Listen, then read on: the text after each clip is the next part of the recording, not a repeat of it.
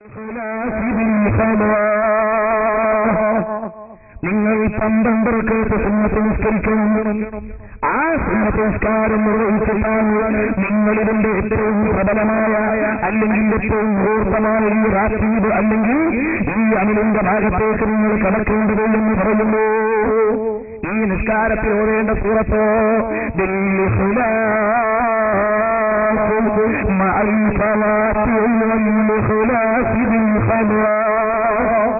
നിങ്ങൾ അല്ലാഹുവിനോടുള്ള അങ്ങേയറ്റത്തെ താഴ്മയിൽ സൂറത്തുൽ ഇഖ്ലാസ് പാരായണം ചെയ്ത് അതിനു മുമ്പ് സൂറത്തുൽ ഫാത്തിഹയും ഓതണം. സൂറത്തുൽ ഇഖ്ലാസ് എന്ന് പറഞ്ഞാൽ അതെന്താണെന്നറിയുന്നു സഹോദരാ? നബി സല്ലല്ലാഹു അലൈഹി വസല്ലം പഠിപ്പിച്ചിരുന്ന സൂറത്തുൽ തൗഹീദ് എന്ന അധ്യായമാണ്. അതിന് സൂറത്തുൽ തൗഹീദ് എന്നാ പേര്. പിന്നെയോ സൂറത്തുൽ തൗഹീദ് അല്ലാഹുവോട് ചോദിക്കേണ്ടത് എങ്ങനെയെന്ന് പഠിപ്പിക്കുന്ന ഫാത്തിഹ. ഇത് രണ്ടും രണ്ടും ഉൾക്കൊണ്ടിട്ട് നീ നിസ്കരിക്കണം. ഇക്കണക്കിന് മുജാഹിദുകൾ മയ്യത്ത് നിസ്കരിക്കുന്ന ആർക്ക് വേണ്ടിയായിരിക്കും? മുജാഹിദുകൾ മയ്യത്ത് നിസ്കരിക്കുന്നത് മയ്യത്തിന് വേണ്ടിയാണോ? മയ്യത്തിന് വേണ്ടിയാണോ നിങ്ങൾ നിസ്കരിക്കുന്നത്? അപ്പോൾ ഒരു വസ്തു മുന്നിലുണ്ട് എന്നതുകൊണ്ട് നിസ്കാരം അതിനാവുന്നില്ല. ഒരു പ്രവൃത്തിയുടെ ഇടയിൽ ചെയ്യുന്നു എന്നതുകൊണ്ട് അതിലേക്ക് തീർക്കപ്പെടുന്നില്ല. വിവേകമില്ലാതെ പോയാൽ പിന്നെ മുജാഹിദല്ലാതെ എന്താകാനാണ്? സഹോദരന്മാരെ മനസ്സിലാക്കുന്നു. അപ്പോൾ മുഹീദ്ദീൻ ശൈഖിന്റെ പ്രകീർത്തനം പറഞ്ഞു എന്നതുകൊണ്ട് മുഹീദ്ദീൻ ശൈഖ് നിസ്കാരമാവൂല. മയ്യത്ത് മുമ്പിലിരിക്കുന്നു എന്നതുകൊണ്ട് മയ്യത്തിന് നിസ്കാരമാവൂല. എല്ലാം അല്ലാഹുവിനെയാണ്. അല്ലാഹുവിന് മാത്രമേ നിസ്കാരമുള്ളൂ, അല്ലാഹുവിന് മാത്രമേ സുജൂദുള്ളൂ. എന്നിട്ട് ഈ സമുദായത്തെ ആരോപിക്കുന്ന എന്താണെന്നറിയോ? മുജാഹിദ് വാരിശ്ശേരി പറയാ, നമ്മളൊക്കെ സൃഷ്ടികൾക്ക് സുജൂദ് ചെയ്യുന്നവരാണ് എന്ന് പറഞ്ഞാൽ അവരുടെ അഭിപ്രായം എന്താ? അല്ലാത്തവർക്ക് സുജൂദ് ചെയ്യുക, അതാണ് ഇസ്ലാം. അള്ളാഹ്ക്ക് മാത്രം സുജൂദ് ചെയ്താലോ ഓൻ കാഫിർ. നോക്കണങ്ങള്, അല്ലാത്തവർക്ക് സുജൂദ് ചെയ്യൽ ഇസ്ലാമാണെന്ന് പറഞ്ഞ ഏതെങ്കിലും ഒരു പ്രസ്ഥാനം ലോകത്തുണ്ടോ? അല്ലാഹുവില്ലാത്തവർക്ക് സുജൂദ് ചെയ്യാമെന്ന് കൊടുത്ത് ഏതെങ്കിലും പണ്ഡിതന്മാർ പറഞ്ഞിട്ടുണ്ടോ? ഇല്ല. സുന്നികൾ വിശ്വസിക്കുന്നുണ്ടോ? എത്രയോ സാധാരണക്കാരായ മുസ്ലിങ്ങളുടെ ശബ്ദം കേൾക്കുന്നു. നിങ്ങൾ ആരെങ്കിലും വിശ്വസിക്കുന്നു അല്ലാത്തവർക്ക് സുജൂദ് ചെയ്യാൻ പറ്റുമെന്ന്? പാടില്ല. നമ്മളങ്ങനെ വിശ്വസിക്കുന്നേയില്ല. എന്നിട്ട് ഈ സമുദായത്തെ കരയിൽ കയറ്റുന്നതിന് വേണ്ടി അല്ലെങ്കിൽ കടലിറക്കുന്നതിന് വേണ്ടി അവരെന്തുകൊണ്ട് നമ്മുടെ മേലൊരു ആരോപണം വെച്ച് കെട്ടി നമ്മൾ അല്ലാത്തവർക്ക് സുജൂദ് ചെയ്യും. അപ്പൊ നിങ്ങൾക്കൊക്കെ ഒരു സംശയം ഉണ്ടാവും. മഗ്‌രിബിന്റെ സമയത്ത് ഞാൻ പറഞ്ഞു നിങ്ങളൊക്കെ ടൗണ് പള്ളിയിൽ പോയിട്ട് മഗ്‌രിബ് നിസ്കരിക്കണമെന്ന്. അപ്പൊ മുജാഹിദുകൾക്കൊരു വേദന, എന്താ ഇപ്പൊ ഇങ്ങനെ പറഞ്ഞതെന്ന്. നമ്മളെ മുസ്ലിക്കാക്കിയതുകൊണ്ട് മാത്രമല്ല, അവർ ഈ പള്ളി ഉണ്ടാക്കിയത് എന്തിനാ? പറയട്ടെ, എന്തിനാണ് മുജാഹിദ് പ്രസ്ഥാനം ഇവിടെ ഒരു സ്ഥാപനം ഉണ്ടാക്കിയെന്ന് നിങ്ങൾ ചിന്തിക്കണം. ഇവിടുത്തെ കുറെ ആൾക്കാരെ മുസ്ലിമാക്കാൻ. ആരെ മുസ്ലിമാക്കാൻ? മുസ്ലിമാണെന്ന് പറഞ്ഞു നടക്കുന്നവരെ മുസ്ലിമാക്കാൻ. സത്യം, അതൊക്കെ അങ്ങനെ തന്നെ പറയാ. അതിൽ മയപ്പെടുത്തേണ്ട ഒരു കാര്യമൊന്നുമില്ല. കാരണം സത്യമാണ്, ഖുർആനും സുന്നത്തും അംഗീകരിക്കാത്ത മുസ്ലിം ആവും. അപ്പോ നമ്മളെയൊക്കെ മുസ്ലിങ്ങളാണെന്ന് പറഞ്ഞു നടക്കുന്ന മുസ്ലിങ്ങളാണ് പോലും. എന്നിട്ട് പള്ളി ഉണ്ടാക്കിയിട്ട് നിസ്കരിക്കാൻ വിളിക്കാൻ നമുക്ക് ആ പള്ളിയിൽ പോകാൻ പറ്റില്ല. പറഞ്ഞു ആ പള്ളി എനിക്കുണ്ടാവില്ല. അതുകൊണ്ടാണ് നമ്മൾ പറഞ്ഞത്. അപ്പോൾ നമ്മുടെ ആ ടൗണിലെ കല്ലമ്പലത്തെ ടൗണിലുള്ള പള്ളിയിലും നാവായുളക്കുളത്തെ പള്ളിയിലും നിസ്കരിക്കുന്ന ആളുകൾ മുസ്ലിങ്ങളല്ല എന്ന് മുജാഹിദുകൾ വിശ്വസിക്കുന്നു. അപ്പൊ നമ്മൾ എന്തായാലും കാഫിരീങ്ങളെ പള്ളിയിൽ നിസ്കരിക്കാൻ പോകാറില്ലല്ലോ. അപ്പോൾ ഇതുപോലെ മഹാന്മാരായ ആളുകളെയും ചര്യകളെയും എല്ലാം അവർ കളിയാക്കുന്നു. ഇനിയൊരു കാര്യം മനസ്സിലാക്കണം. എന്തിനാ ഇപ്പൊ നമ്മളെ കളിയാക്കിയത്, അവർ കുളമാക്കിയത്? എന്തിനാ ഇപ്പൊ സുജൂദ് ചെയ്യുന്നു നമ്മളൊരു ആരോപണം പറഞ്ഞത്? ഞാൻ പറഞ്ഞു തരാം. അപ്പൊ നമ്മൾ സുജൂദ് ചെയ്യുന്നവരാണെന്നൊരു മൗലവി പറയുന്നു. എന്നാൽ പണ്ട് കൊണ്ടോട്ടിയിൽ ഒരു ശൈഖുണ്ടായിരുന്നു, ഷിയാ വിഭാഗത്തിൽപ്പെട്ട ശൈഖുണ്ടായിരുന്നു. അയാൾക്ക് വന്ദനത്തിന്റെ സുജൂദ് ചെയ്യണമെന്ന് അയാൾ വാദിച്ചു. അതിനെതിരെ ശക്തമായ ഗണ്യനം നടത്തി ഉമറുൽ ഖാദി റളിയല്ലാഹു അൻഹു. അവിടുന്ന് അവരുടെ അനുയായിയോട് പാടിപ്പോയി, കൊണ്ടോട്ട് ശൈഖ് വലിയാളാണെന്നും മുരീദന്മാർക്ക് അദാബില്ല എന്നും പാടിയപ്പോ അയാള് ശൈഖല്ല, മുരീദന്മാർക്ക് അദാബുണ്ട് എന്ന് ശക്തമായി വാദിച്ചമാനാണ്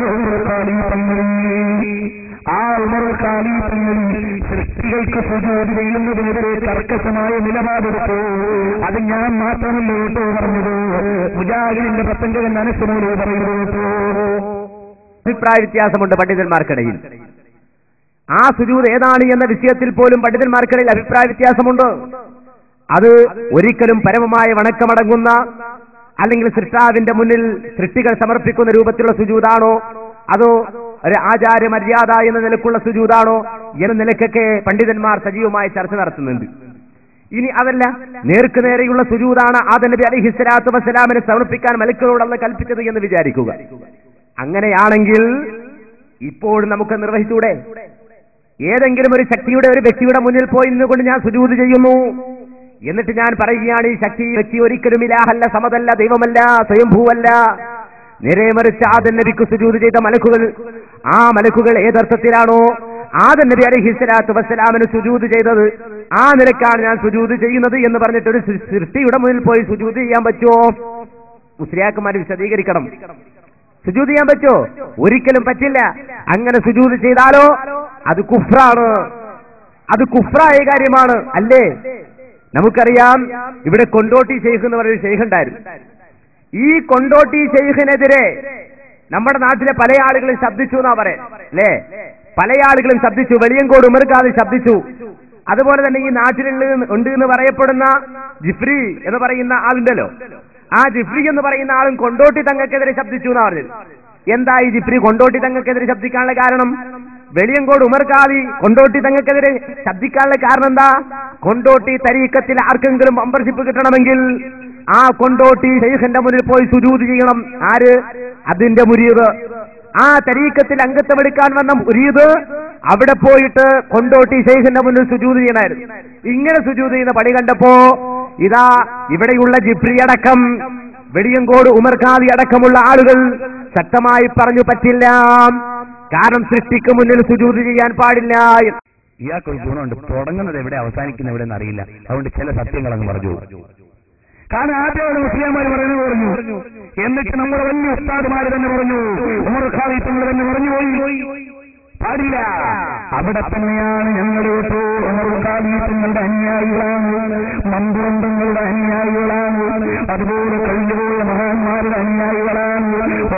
ചിലർക്കും സുജൂദ് പാടില്ല. എന്നാൽ സഹോദരങ്ങളെ, നമ്മളുടെ പേരിൽ അവർ സൃഷ്ടികൾക്ക് സുജൂദ് ചെയ്യുന്നവരാണെന്ന് ആരോപണം പറഞ്ഞു. അതിനു പുറമെ അവരെന്ത് ചെയ്തു? നമ്മളെ മുഴുവനും അവർ മുസ്ലിംസാക്കി കളഞ്ഞു. സമസ്തയും ദക്ഷിണയും സമസ്ത കേരളയും എല്ലാം മുസ്ലിംസുകളാണ്, ശിർക്കിലേക്ക് നയിക്കുന്നവരാണ് എന്ന് മുജാഹിദുകൾ വിശ്വസിക്കുന്നു. അതേ, മുജാഹിദുകൾ മാത്രമേ ഉള്ളൂ ആ പ്രവർത്തനങ്ങളിൽ. മറ്റു മതസംഘടനകളൊക്കെ ഉപരിപ്ലവമായ പ്രവർത്തനങ്ങളിൽ മാത്രം കേന്ദ്രീകരിച്ചുകൊണ്ട് ശിർക്കിലേക്കും ബിദ്അത്തിലേക്കും ആളുകളെ ചേർത്തുകൊണ്ടിരിക്കുകയാണ്.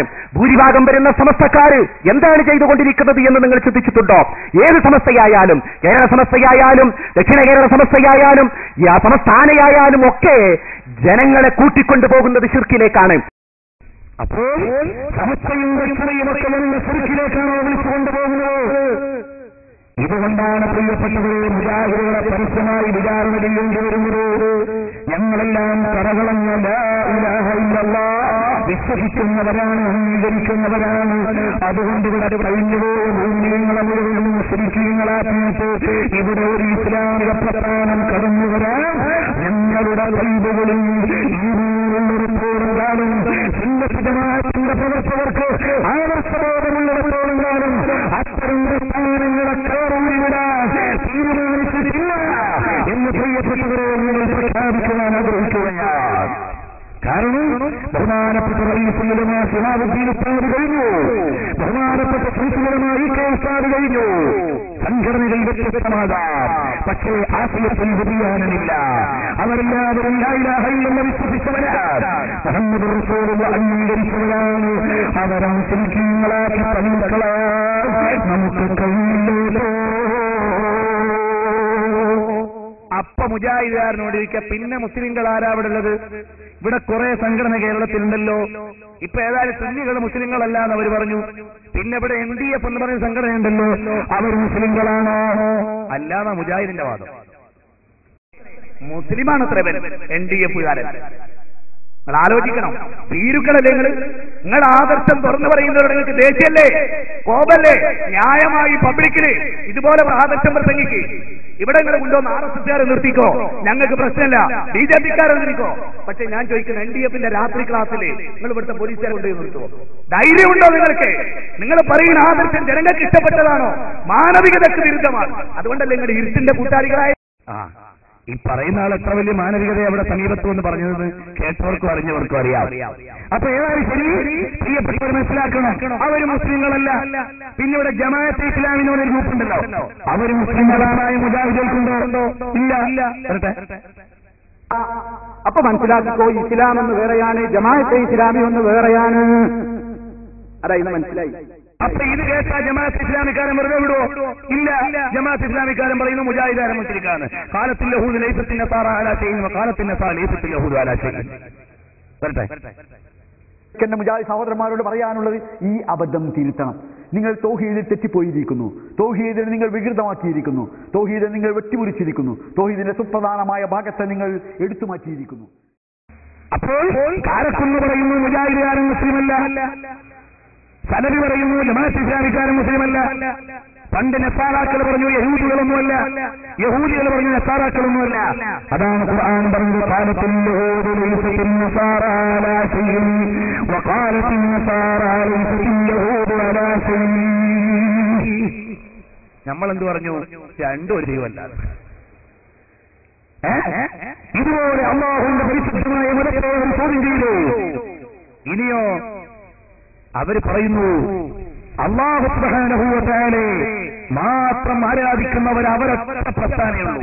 മടവൂര് ഗ്രൂപ്പ് മുജാഹിദ് പറയുന്നു ഞങ്ങൾ മാത്രമേ ഉള്ളൂ. കരിമ്പിലാക്കൽ പറയാ ഞങ്ങൾ മാത്രമേ ഉള്ളൂ ഇവിടെ യഥാർത്ഥ തൗഹീദിന്റെ ആളുകൾ, ബാക്കി എല്ലാവരും പഴിച്ചുപോയവരാണ്. എന്നിട്ട് ഇവിടെയുള്ള എല്ലാ പ്രസ്ഥാനങ്ങളെയും മുശ്രിക്കീങ്ങളാക്കി കാഫിരീങ്ങളാക്കി തള്ളിക്കളഞ്ഞു. എന്നിട്ട് പ്രിയപ്പെട്ടവരെ, ഈ കാഫറാക്കാനുള്ള മാനദണ്ഡം എന്താ? ഇപ്പൊ എന്ത് ചെയ്തതിന്റെ പേരിലാണ് നമ്മളെയൊക്കെ കാഫറാക്കിയത്? അള്ളാഹുവിനെ പങ്കുകാര വെച്ചതുകൊണ്ടാണോ? പ്രിയപ്പെട്ടവരെ മനസ്സിലാക്കണം, മുശ്രിക്ക് എന്ന് പറഞ്ഞാൽ ആരാണ്? ശിർക്ക് ചെയ്തവനാണ്. ശിർക്ക് എന്ന് പറഞ്ഞാൽ എന്താണ്? അള്ളാഹുവിന്റെ സത്തയിലോ ഗുണത്തിലോ പങ്കുകാരെ ചേർക്കുക എന്നാണ്.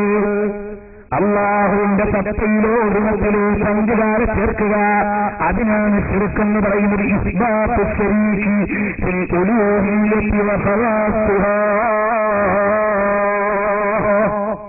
ദൈവികത്വത്തിലോ ദൈവിക വിശേഷണത്തിലോ അള്ളാഹുവിന് പങ്കുകാരുണ്ടെന്ന് വിശ്വസിക്കുക, അതാണ് ശിർക്കെന്ന് പറയുന്നത്. ഇവിടെയുള്ള ഈ ഇരിക്കുന്ന ഒരൊറ്റ സുന്നികളും മുസ്ലിംകളും അള്ളാഹുവിന്റെ ദാത്തിലോ അഥവാ അവന്റെ സത്തയിലോ അള്ളാഹുവിന്റെ ഗുണത്തിലോ അഥവാ അവന്റെ വിശേഷണത്തിലോ അള്ളാഹുവിന് പങ്കുകാരുണ്ടെന്ന് വിശ്വസിക്കുന്നവരല്ല. ലാ ഇലാഹ ഇല്ലല്ലാഹ് ലാ മഅബൂദ ബിഹഖ്ഖിൻ ഇല്ലല്ലാഹ് ലാ നിദ്ദ ലഹു വലാ നിദ്ദ ലഹു വലാ ശിർക ലഹു വലാ ശരീക. ഇത് വിശ്വസിക്കുന്നവരാണ് നമ്മളെയാണ് അവർ ആരോപണത്തിൽപ്പെടുത്തുന്നത്. സഹോദരാ, സഹിക്കാൻ പറ്റുമോ? നമ്മളെ മറ്റേതെങ്കിലും വൻകുറ്റങ്ങൾ പറഞ്ഞാൽ സഹിക്കാൻ കഴിയുമോ? പക്ഷേ അവിടുന്ന് ഇസ്ലാമിന് പുറത്തുപോയെന്ന് പറഞ്ഞാൽ സമ്മതിക്കാൻ പറ്റുമോ? അപ്പോ ഒരാൾ ഇസ്ലാമെന്ന് പുറത്തു പോകാനുള്ള മാനദണ്ഡം എന്താ? മുജാഹിദുകൾക്ക് 99 പ്രാവശ്യം സുബ്ഹാനല്ലാഹ് ഇസ്ലാം എന്ന് പുറത്തു പോകുന്നത്. 99 പ്രാവശ്യം സുബ്ഹാനല്ലാഹ് ഇസ്ലാം എന്ന് പുറത്തു പോകും. ഒരാൾ 100 നിസ്കാരത്തിന് ശേഷം സുബ്ഹാനല്ലാഹ് അൽഹംദുലില്ലാഹ് അല്ലാഹു അക്ബർ ഇത് 33 വട്ടമാണ്. എല്ലാവർക്കും അറിയാം. ലോകത്തൊരു മുസ്ലിമിന് എതിരെ അഭിപ്രായമില്ല. ഒരാള് നമ്മളോട് ചോദിക്കണേ, ഇക്കാക്ക സുബ്ഹാനല്ലാഹ് എന്നതിന്റെ അർത്ഥം എന്താ? ഓ അള്ളാഹു എത്ര പരിശുദ്ധനാണ്. ആണോ? ആ അതെ. സുബ്ഹാനല്ലാഹ് എന്ന് പറയുന്നത് നല്ലതാണോ? ആ നല്ലതാണ്. എന്നാലേ ഞാൻ എല്ലാ ഫർദ് നിസ്കാരത്തിനും 99 വട്ടം ചൊല്ലു ഓരോ ദിക്റും എന്ന് അയാൾ തീരുമാനിച്ചാലോ അവസ്ഥ കഥ കഴിഞ്ഞു. അയാളെ കഥ കഴിഞ്ഞു. ഞാൻ കഥ കഴിക്കുന്നല്ല, അയാളെ കഥ കഴിഞ്ഞു. ഇസ്ലാമെന്ന് പുറത്തുപോയി. അപ്പൊ ഇസ്ലാമെന്ന് പുറത്തു 99 പ്രിയപ്പെട്ട ഒരു കാര്യം കൂടി മനസ്സിലാക്കണം. ഈ CD തിരുവനന്തപുരത്ത് നിന്ന് മുജാഹിദുകൾ എനിക്ക് വേണ്ടി കൊടുത്തുവിട്ടതാണ്. നമ്മുടെ സ്ഥാപനത്തിലെ മുത്താലിമീങ്ങൾ തിരുവനന്തപുരത്ത് പോയപ്പോൾ ബാലിശ്ശേരിയുടെ പ്രസംഗം കൊടുത്തുവിട്ടു, നിങ്ങളുടെ ഉസ്താദിന് കൊടുത്തേക്ക്. അപ്പൊ കൊണ്ടുവന്നപ്പോ അതിനുള്ള ഇതാണ്. ഇനിയുണ്ട് ഇൻഷാ അല്ലാഹ് ഇതുപോലെ അവർ തന്നെ നമ്മുടെ കയ്യിലേക്ക് തന്ന സമ്മാനമാണ്. അതിലെന്താ ഉള്ളത്? 99 പ്രാവശ്യം സുബ്ഹാനല്ലാഹ് ചൊല്ലിയാൽ ഇസ്ലാം പുറത്തു പോകും. എവിടെന്നാണോ മുജാഹിദുകൾ നിങ്ങളെ മതം പഠിച്ചത്? അല്ലാഹുവിന്റെ റസൂൽ പഠിപ്പിച്ചിട്ടില്ല, സ്വഹാബത്ത് പഠിപ്പിച്ചിട്ടില്ല, താബഈൻ നിങ്ങൾ പഠിപ്പിച്ചിട്ടില്ല. അങ്ങനെ ചൊല്ലിയാൽ ഒരാൾ ഇസ്ലാമെന്ന് പുറത്തു പോകുമ്പോ ഞാൻ ഇന്നലെ പറഞ്ഞതുകൊണ്ട് വിശദീകരിക്കുന്നില്ല. അതാ ഒരു സഹാബി വരുന്നു, സഹാബത്തിൽ നിന്ന് ചില കംപ്ലൈന്റ് കൊള്ളുന്നു. ഒരു സഹാബി തൊട്ടടുത്തുള്ള പള്ളിയിലെ ഇമാമാണ്. ആ ഇമാമായ സഹാബിക്കൊരു ഗുണമുണ്ട്. ഏത് സൂറത്തോതിയാലും ഫാത്തിഹയ്ക്ക് ശേഷം നിസ്കാരത്തിൽ ഏത് സൂറത്തോതിയാലും കൂടെ കൊണ്ടുകൊണ്ടോടുന്നു. ബാക്കിയുള്ള സഹാബികൾ വന്ന് കംപ്ലൈന്റ് ചെയ്ത് നബിയേ, ഒരു പരാതിയുടെ നബിയേ, ഞങ്ങളുടെ ഇമാം അൽബക്കറ ഓതിയാലും കുൽഹുവല്ലാഹ് ഓതാറുണ്ട്, അൽഇമ്രാൻ ഓതിയാലും കുൽഹുവല്ലാഹ് ഓതാറുണ്ട്, ഇഖ്ലാസ് ഓതാറുണ്ട്. നബിയേ, അതൊന്ന് ക്വസ്റ്റ്യൻ ചെയ്യണം നബിയേ. നബിതങ്ങൾ ഇമാമിനെ വിളിക്കുന്നു. നബിതങ്ങൾ ചെയ്ത് കണ്ടതല്ല ഇമാമ്, നബിതങ്ങൾ പറഞ്ഞു കേട്ടതല്ല ഇമാമ്. അവിടുന്ന് ചോദിക്കുന്നു, എന്തേ നീ എല്ലാ നിസ്കാരത്തിലും ഏത് സൂറത്തോതിയാലും അവസാനം ഇഖ്ലാസ് ഓതുന്നത്? നബി സല്ലല്ലാഹു അലൈഹി വസല്ലം നിങ്ങളോട് പറഞ്ഞു, ഇന്നി ഉഹിബ്ബുഹാ, ഞാനതിന് ഇഷ്ടപ്പെടുന്നുണ്ട് നബിയേ. നബിതങ്ങളുടെ മറുപടി ഇസ്ലാമെന്ന് പുറത്തുപോയി എന്നല്ല, മറിച്ച് മറുപടി കേട്ടോ മറുപടിമാരെ. ഇതിന്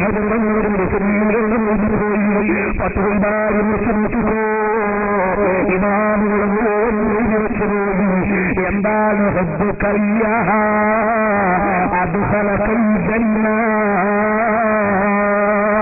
നീ അതിനെ പ്രിയം വെച്ചതുകൊണ്ട് നീ സ്വർഗത്തിൽ കടന്നു. നബിതങ്ങൾ ചെയ്തതല്ല, ചെയ്യാൻ പറഞ്ഞതല്ല, ഇഷ്ടം വെച്ച് ചെയ്തു പോയതാണ്. അതുകൊണ്ട് അയാൾക്ക് സ്വർഗം വെച്ചുപോയി. അല്ലാതെ മുജാഹിദ് ബാലിശ്ശേരി പറഞ്ഞെന്താ 99 തവണ സുബ്ഹാനല്ലാഹ് ഇസ്ലാമിന് പുറത്തുപോയി.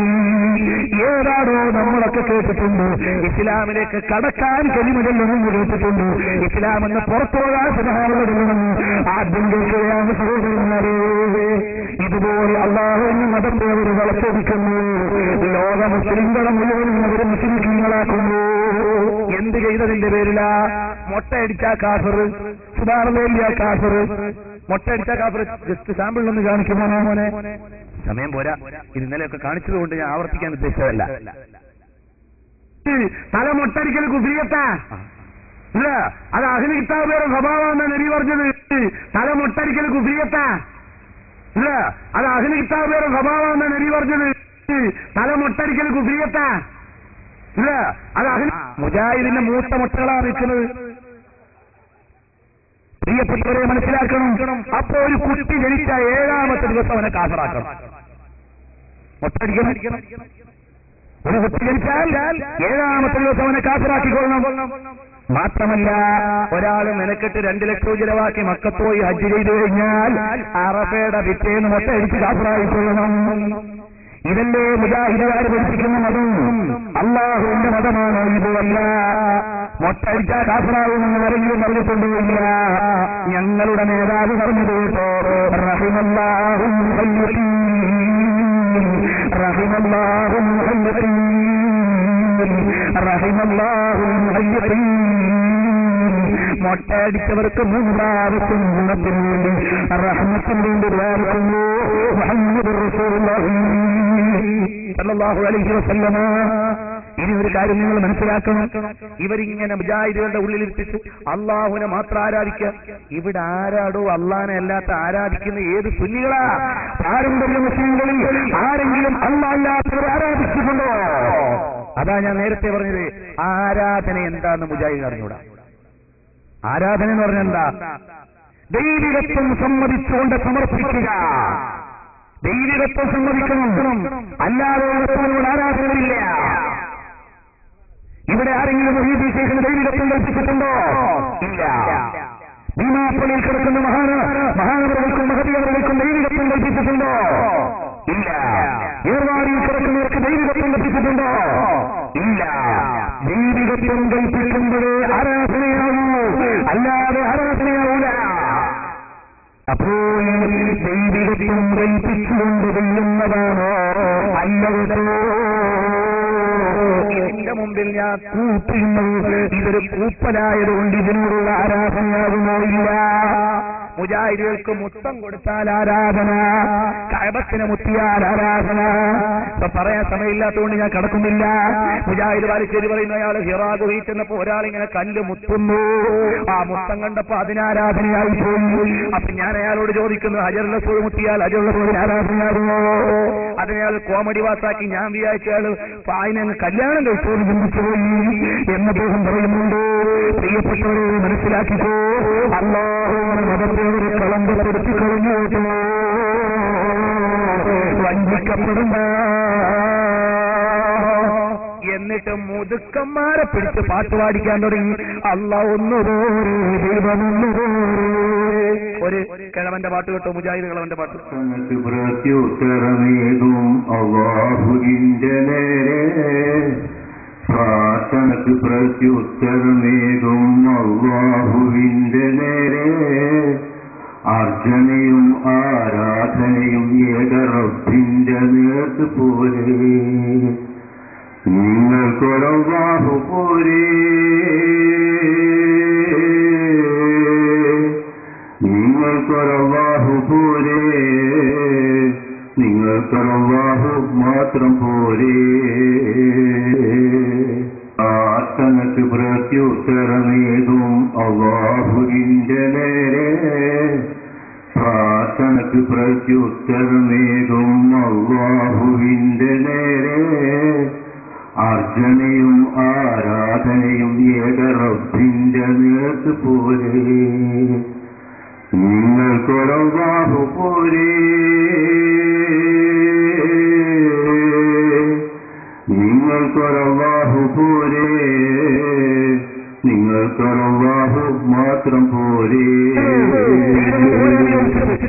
അപ്പോ ഞാൻ പറയുന്ന വിഷയങ്ങൾ ബുദ്ധിയുള്ളവർക്ക് മനസ്സിലാക്കാൻ വ്യക്തമായി ഉൾക്കൊള്ളാം. എന്തേ നിങ്ങൾ മുജാഹിദിനെ എതിർക്കുന്നത്? ഒരു പ്രശ്നമില്ല. ഒന്ന്, അള്ളാഹുള്ള വിശ്വാസത്തിൽ പഴച്ചു. രണ്ട്, റസൂലുള്ളാഹിനെ കുറിച്ചുള്ള വിശ്വാസത്തിൽ പഴച്ചു. മൂന്ന്, ലോക മുസ്ലിങ്ങളെ മുഴുവൻ മുസ്ലിക്കാന്ന് വിശ്വസിക്കുന്നു. ഇനിയും വരുന്നു നിര. അപ്പൊ ലോക മുസ്ലിങ്ങളെ മുഴുവനും ഒരു മുസ്ലിക്കാക്കിയത് എന്തിനാ? നബി സല്ലല്ലാഹു അലൈഹി വസല്ലം തങ്ങളെ ആദരിച്ചതിന്റെ പേരിൽ, അല്ലാഹ് ആദരിച്ചതിന്റെ പേരിൽ, അല്ലാഹ് ബഹുമാനിച്ചതിന്റെ പേരിൽ. ഇനി കേട്ടോളൂ സഹോദരങ്ങളെ, ആ കിളവൻ പാടുന്ന ഇൻഷാല്ലാ പാടിക്കും. ഏതായാലും ഇനി നമ്മളെ ആരോപണത്തിൽപ്പെടുത്തിയത് എവിടെയാണ് നിങ്ങളറിയുമോ? നമ്മൾ ഇവിടെയുള്ള മുസ്ലിങ്ങളെല്ലാം നാലാളൊരു മദ്ഹബ് അംഗീകരിക്കുന്നവരാണ്. മുജാഹിദുകളുടെ വിശ്വാസം എന്താ? ഖുർആനും സുന്നത്തും പോലെ എന്തിനാ മദ്ഹബ്? ഞങ്ങളുടെ കയ്യിൽ ഖുർആനുണ്ട്, ഞങ്ങളുടെ കയ്യിൽ സുന്നത്തുണ്ട്, ഞങ്ങളതനുസരിച്ച് ജീവിക്കുന്നു. എത്ര മുജാഹിദുകൾക്ക് അറിയോടെ ഖുർആൻ നേരെ ഓതാൻ? എന്നിട്ടല്ലേ അതിന്റെ വ്യാഖ്യാനം? ലോകത്തുള്ള ആയിരക്കണക്കിന് ലക്ഷക്കണക്കിന് പണ്ഡിതന്മാർ കോടിക്കണക്കിന് വാല്യമുള്ള വ്യാഖ്യാനം എഴുതാൻ മാത്രം വ്യാഖ്യാന പർവ്വങ്ങളെ ഉൾക്കൊള്ളുന്ന പരിശുദ്ധമായ ഖുർആൻ, അതിൽ നിന്ന് മതവിധി കണ്ടെത്താൻ ഇന്നലെ മതം മാറിയ മുജാഹിദ് പരിഭാഷയുണ്ടെന്ന് കാണാൻ പറ്റുമോ?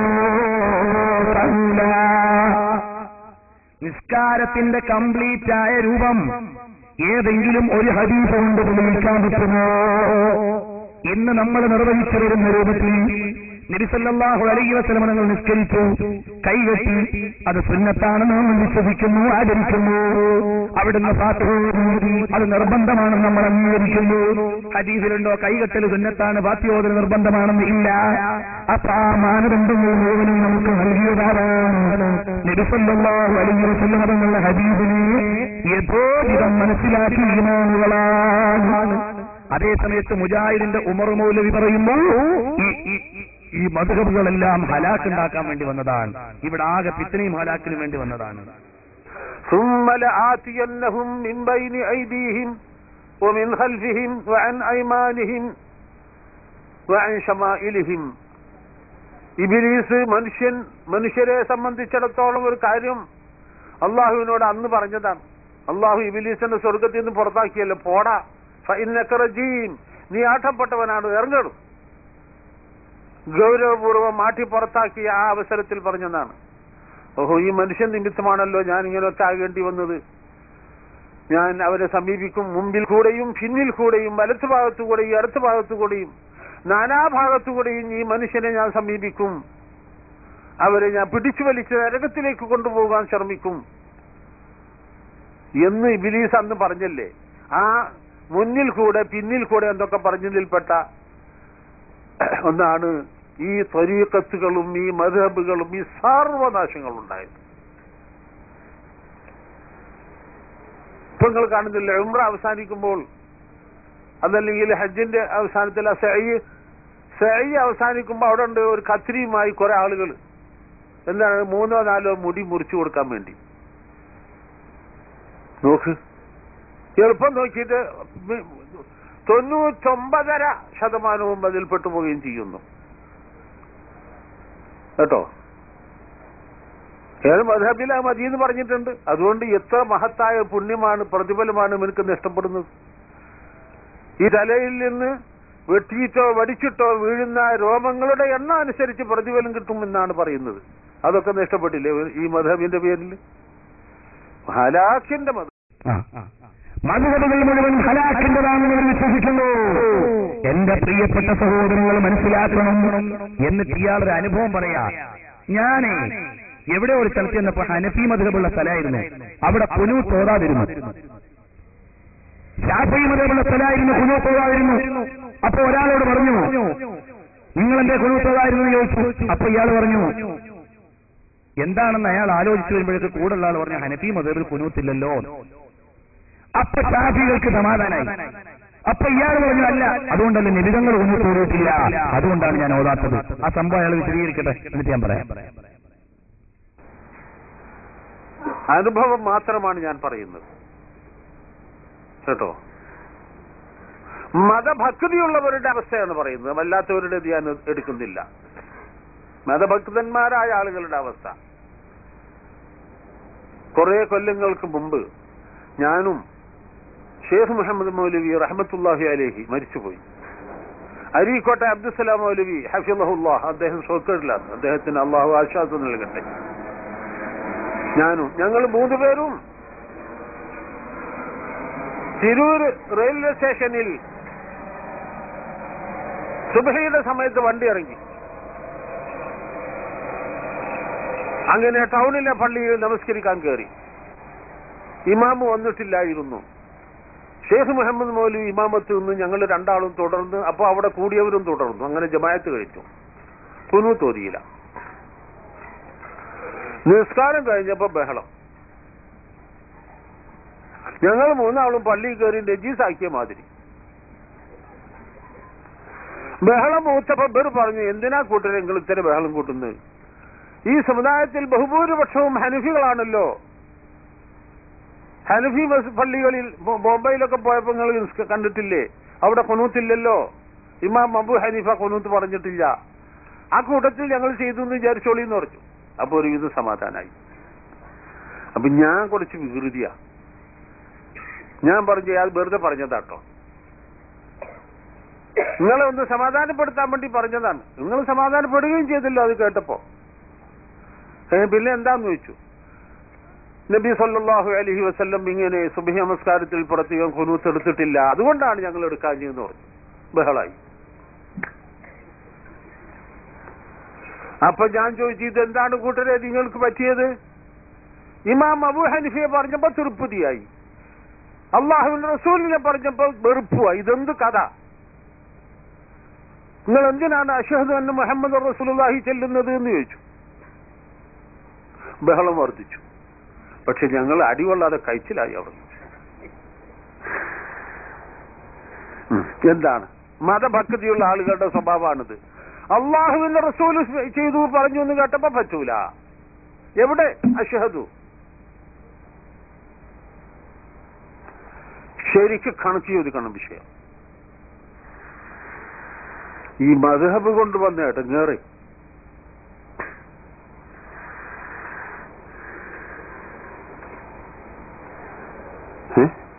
ഇതൊരു അനുഭവം. ഇനി അതുപോലെ തന്നെ വേറൊരു അനുഭവം.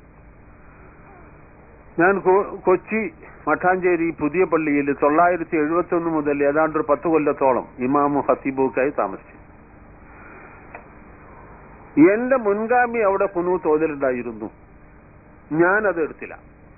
ബഹളം, കുഴപ്പം, വലിയ ആക്ഷേപം. അപ്പൊ അവിടെ നിന്ന് ഒരു ഫർലോങ് അപ്പുറത്തുണ്ട് വേറെ പഴയ പള്ളി, ഹനഫി പള്ളിയാണ്. അവിടെ മുമ്പ് തന്നെ കുനൂത്തില്ല, അതിനൊരാക്ഷേപവും ഇല്ല. അവിടെ കുനൂത്തില്ലാതെ ഇമാമത്ത് നിൽക്കുന്ന മുസ്ലിംകൾക്ക് ആക്ഷേപം, ഞാൻ ഇവിടെ കുനൂത്താണ്. അപ്പൊ ഞാൻ ചോദിച്ചു, ഇതെന്താ വിശേഷം? അപ്പൊ പറഞ്ഞു, അവിടെ കുനൂത്തോതാത്തത് ഹനഫി മദ്ഹബിന്റെ അടിസ്ഥാനത്തിലാണ്, അതുകൊണ്ട് അതിന് യാതൊരു ആക്ഷേപവും ഇല്ല, നല്ല കാര്യം. ഇവിടെ കുനൂത്തോതാത്തത് നബിചര്യയുടെ പേര് പറഞ്ഞിട്ടാണല്ലോ, അതൊക്കെ ഞാൻ അവിടെ പ്രസംഗിച്ചിട്ടുണ്ടായി അതിനിടയ്ക്ക്, അതുകൊണ്ട് സമ്മതിക്കൂല എന്ന് പറഞ്ഞു. ഞാൻ പറഞ്ഞു, ഞാനും സമ്മതിക്കൂല. അപ്പൊ നോക്ക് എന്താ വിശേഷം. എവിടെ എവിടെ അഷ്ഹദു? അഥവാ സുന്നികളെ, നിങ്ങളുടെ അഷ്ഹദുവിന്റെ മാന ഞാൻ നിഷേധിക്കുന്നു എന്നാണോ?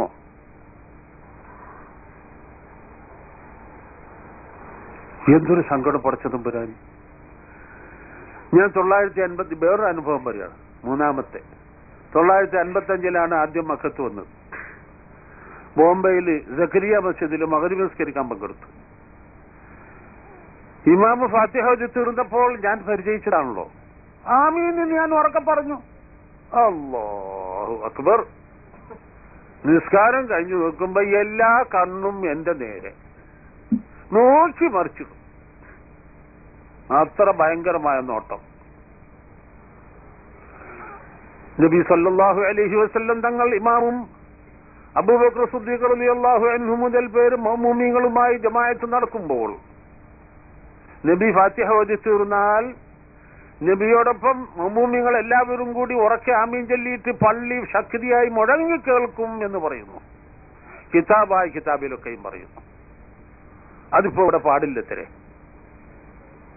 എവിടെ എത്തിയിരിക്കണം ഈ സമുദായം? കേട്ടോ, ഇതൊക്കെ നിസ്സാരമാണ്, ലഘുവാണെന്ന് ചിലർ പറയും. ഇതിന്റെ ബാഹ്യമായ രൂപം ലഘുവോ നിസ്സാരമാണെങ്കിൽ ഇതിന്റെ ഉള്ളിലുള്ള മാനസികാവസ്ഥ ഉണ്ടല്ലോ, അത് ഭയങ്കരമാണ്. എന്താ മാനസികാവസ്ഥ? നബി പറഞ്ഞു എന്നുള്ള ഇങ്ങോട്ട് പറയണ്ട, അത് തന്നെ. എവിടെ നിങ്ങളുടെ അഷ്ഹദു? പടച്ച തമ്പുരാൻ, ഇത് എന്തൊരിടങ്ങറാണ് സംഭവിച്ചിരിക്കുന്നത്. അപ്പോ യഥാർത്ഥത്തിൽ ഇവിടെ അബൂ ഹനീഫ ഇമാം തങ്ങൾ നബിതങ്ങളെക്കാൾ ആദരിച്ചതാണോ? അല്ല. ബഹുമാനപ്പെട്ട ഇമാം അബൂ ഹനീഫ റളിയല്ലാഹു അൻഹു ഹദീസിന്റെയും ആയത്തിന്റെയും അടിസ്ഥാനത്തിൽ മതത്തിന്റെ വിധി പറഞ്ഞതാണ്. അത് അംഗീകരിച്ചിട്ടാണോ നിങ്ങൾ ചെയ്തത്? എന്നാൽ നിങ്ങൾ അതിൽ പിഴവ് പറ്റാത്തവരാണ്. ശാഫിഈ ഇമാം തങ്ങൾ അതേ ഖുർആനിന്റെയും ഹദീസിന്റെയും പശ്ചാത്തലത്തിലാണ് ഓതണമെന്ന് പറഞ്ഞത്. അതുകൊണ്ടാണ് ഞങ്ങൾ ഓതിയത്. അപ്പൊ നബിതങ്ങൾ ഓതാത്തത് കൊണ്ട് ഓരൂലാണ് വാശി പറഞ്ഞപ്പോ അത് നബിതങ്ങൾക്കെതിരല്ലോ. മറിച്ചെന്താണ്? നല്ല MBBS ചികിത്സയ്ക്ക് വന്നാൽ നമ്മൾ സമ്മതിക്കും. അതോടൊപ്പം തന്നെയോ BAMS ചികിത്സയ്ക്ക് വന്നാലും നമ്മൾ സ്വീകരിക്കും. അയാളും ഡോക്ടറാണ്, ആയുർവേദ മെഡിസിന്റെ ആളാണ്. ഇത് ആയുർവേദ ഡോക്ടർ എഴുതിയതാണ്, മറ്റേ അവിടുന്ന് അലോപ്പതി ഡോക്ടർ എഴുതിയതാണ്, അപ്പുറത്ത് ഹോമിയോപ്പതി ഡോക്ടർ എഴുതിയതാണ്, ഇപ്പുറത്ത് അക്യുപഞ്ചർ ചികിത്സകാരൻ എഴുതിയതാണ്. അങ്ങനെ 4 ഓതറൈസ്ഡ് ചികിത്സകാരന്മാരും എഴുതിയ മരുന്ന് പറ്റും. പക്ഷേ ഏതെങ്കിലും ഒരുത്തൻ മെഡിക്കൽ സ്റ്റോറിലേക്ക് എഴുതിയിട്ട് വാങ്ങിയാൽ അത് നിയമപരമായി ഒരു മരുന്നായി അംഗീകരിക്കാൻ പറ്റില്ല. കാരണം എന്താണ്? നിങ്ങൾ മനസ്സിലാക്കിക്കോ, ഇവിടെ സാധാരണക്കാരായ ജനങ്ങൾക്ക് ഖുർആൻ നോക്കിയിട്ട് മതം കണ്ടുപിടിക്കാൻ കഴിയുമോ? കഴിയില്ല. സാധാരണക്കാരായ ജനങ്ങൾക്ക് ഖുർആൻ നോക്കിയിട്ട് മസാല കണ്ടെത്താൻ പറ്റുമോ? പറ്റില്ല. ഇതിന്റെ വിശദീകരണം ഞാൻ പറയുന്നതിനേക്കാൾ നല്ല എന്താണെന്നറിയോ? പത്തനംതിട്ടയിൽ മദ്ഹബ് പഠിപ്പിക്കാൻ വേണ്ടി 2 മൗലവിമാർ വന്നു.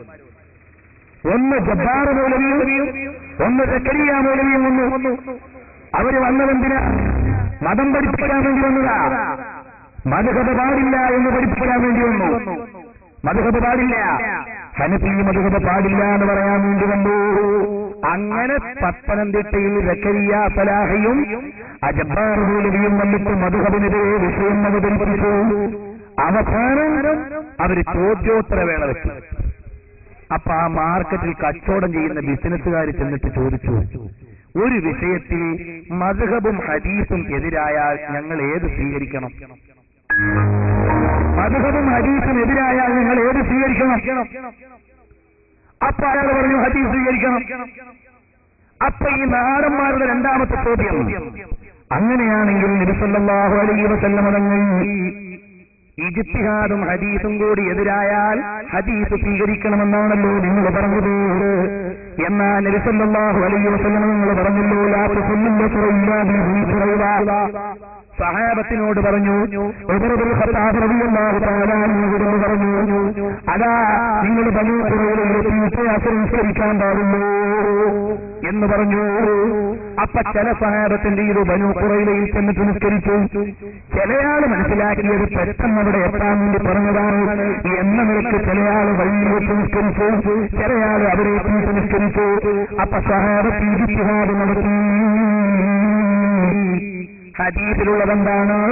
നിങ്ങൾ ബനൂ ഖുറൈബയിൽ ചെന്നിട്ട് ആശ്രയിക്കാവൂ എന്നാണ്. ഇജ്തിഹാദ് അതിനെതിരായി, ഹദീസും ഇജ്തിഹാദും തമ്മിലെതിരായപ്പോ എന്തുകൊണ്ട് അവിടെ ഇജ്തിഹാദ് ചെയ്യുന്നവരെ അംഗീകരിച്ചു? മൗലവിമാരെ പത്തനംതിട്ട മാർക്കറ്റിൽ കച്ചവടം നടത്തുന്ന സാധാരണക്കാര് മൗലവിയോട് ചോദിച്ചു. മൗലവി അപ്പൊ പറഞ്ഞു, നിങ്ങൾ എന്താ ഇജ്തിഹാദ് വേണ്ടാനാണോ പറയുന്നത്? ഇജ്തിഹാദ് വേണ്ടാനാണോ പറയുന്നത് എന്ന് ചോദിച്ചപ്പോൾ അവസാനം അവര് പറയേണ്ടി വന്നു, ഇജ്തിഹാദിന്റെ വിഷയം വന്നാൽ നിങ്ങൾ വിശ്വാസയോഗ്യരായ പണ്ഡിതന്മാരെ സമ്മതിക്കണം. അപ്പൊ അദ്ദേഹം നാടന്മാരുടെ രണ്ടാമത്തെ ചോദ്യം, നിസ്കാരം ഉപേക്ഷിച്ചവൻ കാഫറാണെന്ന് മുസ്ലിമിന്റെ ഹദീസിലില്ലേ? അപ്പൊ നിങ്ങൾ എന്തേ അങ്ങനെ പറയാത്തത്? മുസ്ലിം റിവായത്ത് ചെയ്ത ഹദീസിലില്ലേ നിസ്കരിക്കാത്തവൻ കാഫറാണില്ലേ? അപ്പൊ നിങ്ങൾ എന്താ പറയാത്തത്? നിസ്കരിക്കാത്തവന് കാഫറാന്ന് പറയാത്ത എന്താ? അവിടെ നിങ്ങൾ എന്ത് ചെയ്യും? ആ ഹദീസ് വെച്ച് ഗവേഷണം ചെയ്ത പണ്ഡിതന്മാരെ പിടിക്കും. അതതിന്റെ ഗൗരവം മനസ്സിലാക്കാൻ വേണ്ടി പറഞ്ഞാണ്. അവിടെ നിങ്ങൾക്ക് ഹദീസ് വേണ്ട, ഇജ്തിഹാദ് മതി. എന്തെങ്കിലും ഇങ്ങനെ ഇരട്ടത്താപ്പ് നയം എന്ന് ചോദിച്ചപ്പോൾ അവസാനം പറഞ്ഞു, നിങ്ങൾക്ക് വിശ്വസ്തരായ പണ്ഡിതന്മാരെ നിങ്ങൾ അംഗീകരിക്കണം. ഇത് പറഞ്ഞപ്പോഴോ ഈ സാധാരണക്കാർ ചോദിച്ചു, ഏതായാലും നിങ്ങളെക്കാളും എനിക്ക് വിശ്വസ്തമായത് അബൂ ഹനീഫ ഇമാമാണ്. അപ്പൊ ഞാൻ അബൂ ഹനീഫ ഇമാമിനെ അംഗീകരിച്ചാൽ മതിയോ? മതി, അംഗീകരിച്ചോ. ആരാ പറയുന്നത്? സക്കരിയ സലാഹി. മെനയാൽ കുറച്ചു ദിവസം മുമ്പ് പത്തനംതിട്ടയിൽ നടന്ന സംഭവമാണ്. കേട്ടോളൂ, അതിന്റെ കുറച്ച് ഭാഗം മാത്രം കാണിക്കുന്ന സമയമുള്ളൂ. ആ പ്രധാനപ്പെട്ട ഭാഗം മാത്രം. നമ്മൾ സ്ഥിരപ്പെട്ട സൈനികായ ഹദീസുകൾ നമുക്ക് ലഭിച്ചതോ ഇല്ലെങ്കിൽ ഇന്ന പണ്ഡിതന്മാരിൽ നിന്ന് തെളിവ് കൊടുക്കുമ്പോഴോ അവരെ സംബന്ധിച്ചിടത്തോളം അവരുടെ പിള്ളേരോ അവരുടെ ആളുകളോ അവരുടെ പിതാക്കന്മാർ ചെയ്യുന്നതിന് അപ്പുറത്തോട് ഞങ്ങൾ പോകാൻ തയ്യാറല്ല, ഞങ്ങൾ കേൾക്കാൻ തയ്യാറല്ല, ഞങ്ങൾ നിങ്ങൾ സംസാരിക്കാൻ തയ്യാറല്ല എന്ന നിലപാടാണ് ഇപ്പോൾ ചെയ്യുന്നത്. പിന്നെ വേറെ വിഷയം എന്ന് പറഞ്ഞാൽ ഇപ്പോഴും ഒരു പ്രധാന ചോദ്യം ചോദിക്കും, നിങ്ങളുടെ നാട്ടിലെ സൈനികായ ഹദീസ് ഒരാൾക്ക് ലഭിച്ച അയാൾ ഇജ്തിഹാദ് ചെയ്യേണ്ട ആവശ്യമുണ്ടോ? അല്ല, ഇജ്തിഹാദ് ചെയ്യാൻ കഴിവുള്ളവരല്ലല്ലോ സാധാരണക്കാര്. ഞങ്ങൾ പറയുന്നു, ഞങ്ങളിപ്പോ ഇതിനോട് പ്രസംഗിച്ചും പ്രവർത്തിച്ചും നടന്നു, ഞങ്ങളിപ്പോ ഇജ്തിഹാദിന് കഴിവുള്ളവരല്ല. അപ്പോൾ പിൻപറ്റണം. സാധാരണക്കാര് അത് അറിയുന്ന പണ്ഡിതന്മാരോട് ചോദിക്കുക, എന്നിട്ട് തെളിവിനെ പിന്തുടരുക. ഹനഫിമാവ് പറയുന്നത് ശരിയാണെന്ന് ബോധ്യപ്പെട്ടാൽ സ്വീകരിച്ചോ എന്ന് അദ്ദേഹം പറയുന്നു.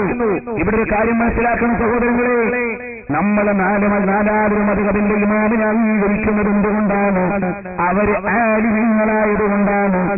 മാത്രമല്ല 4 മദ്ഹബിന്റെ ഇമാമുമാരും അവരുടെ ചിന്ത പറഞ്ഞതല്ല, അല്ലാഹുവിന്റെ കലാമാകുന്ന ഖുർആനും റസൂലുള്ളാഹി തങ്ങളുടെ ഹദീസാകുന്ന വിശദീകരണവും ആധികാരികമായി പഠിച്ചെടുത്തിട്ട് മതവിധി പറഞ്ഞതുകൊണ്ടാണ്. ഐസക് ന്യൂട്ടന്റെ ചിന്തയുടെ പേരിൽ അംഗീകരിക്കപ്പെടുന്നത്, ശാഫിഈ ഇമാമുകളുടെ ചിന്തയുടെ പേരിലല്ല. അവിടുന്ന്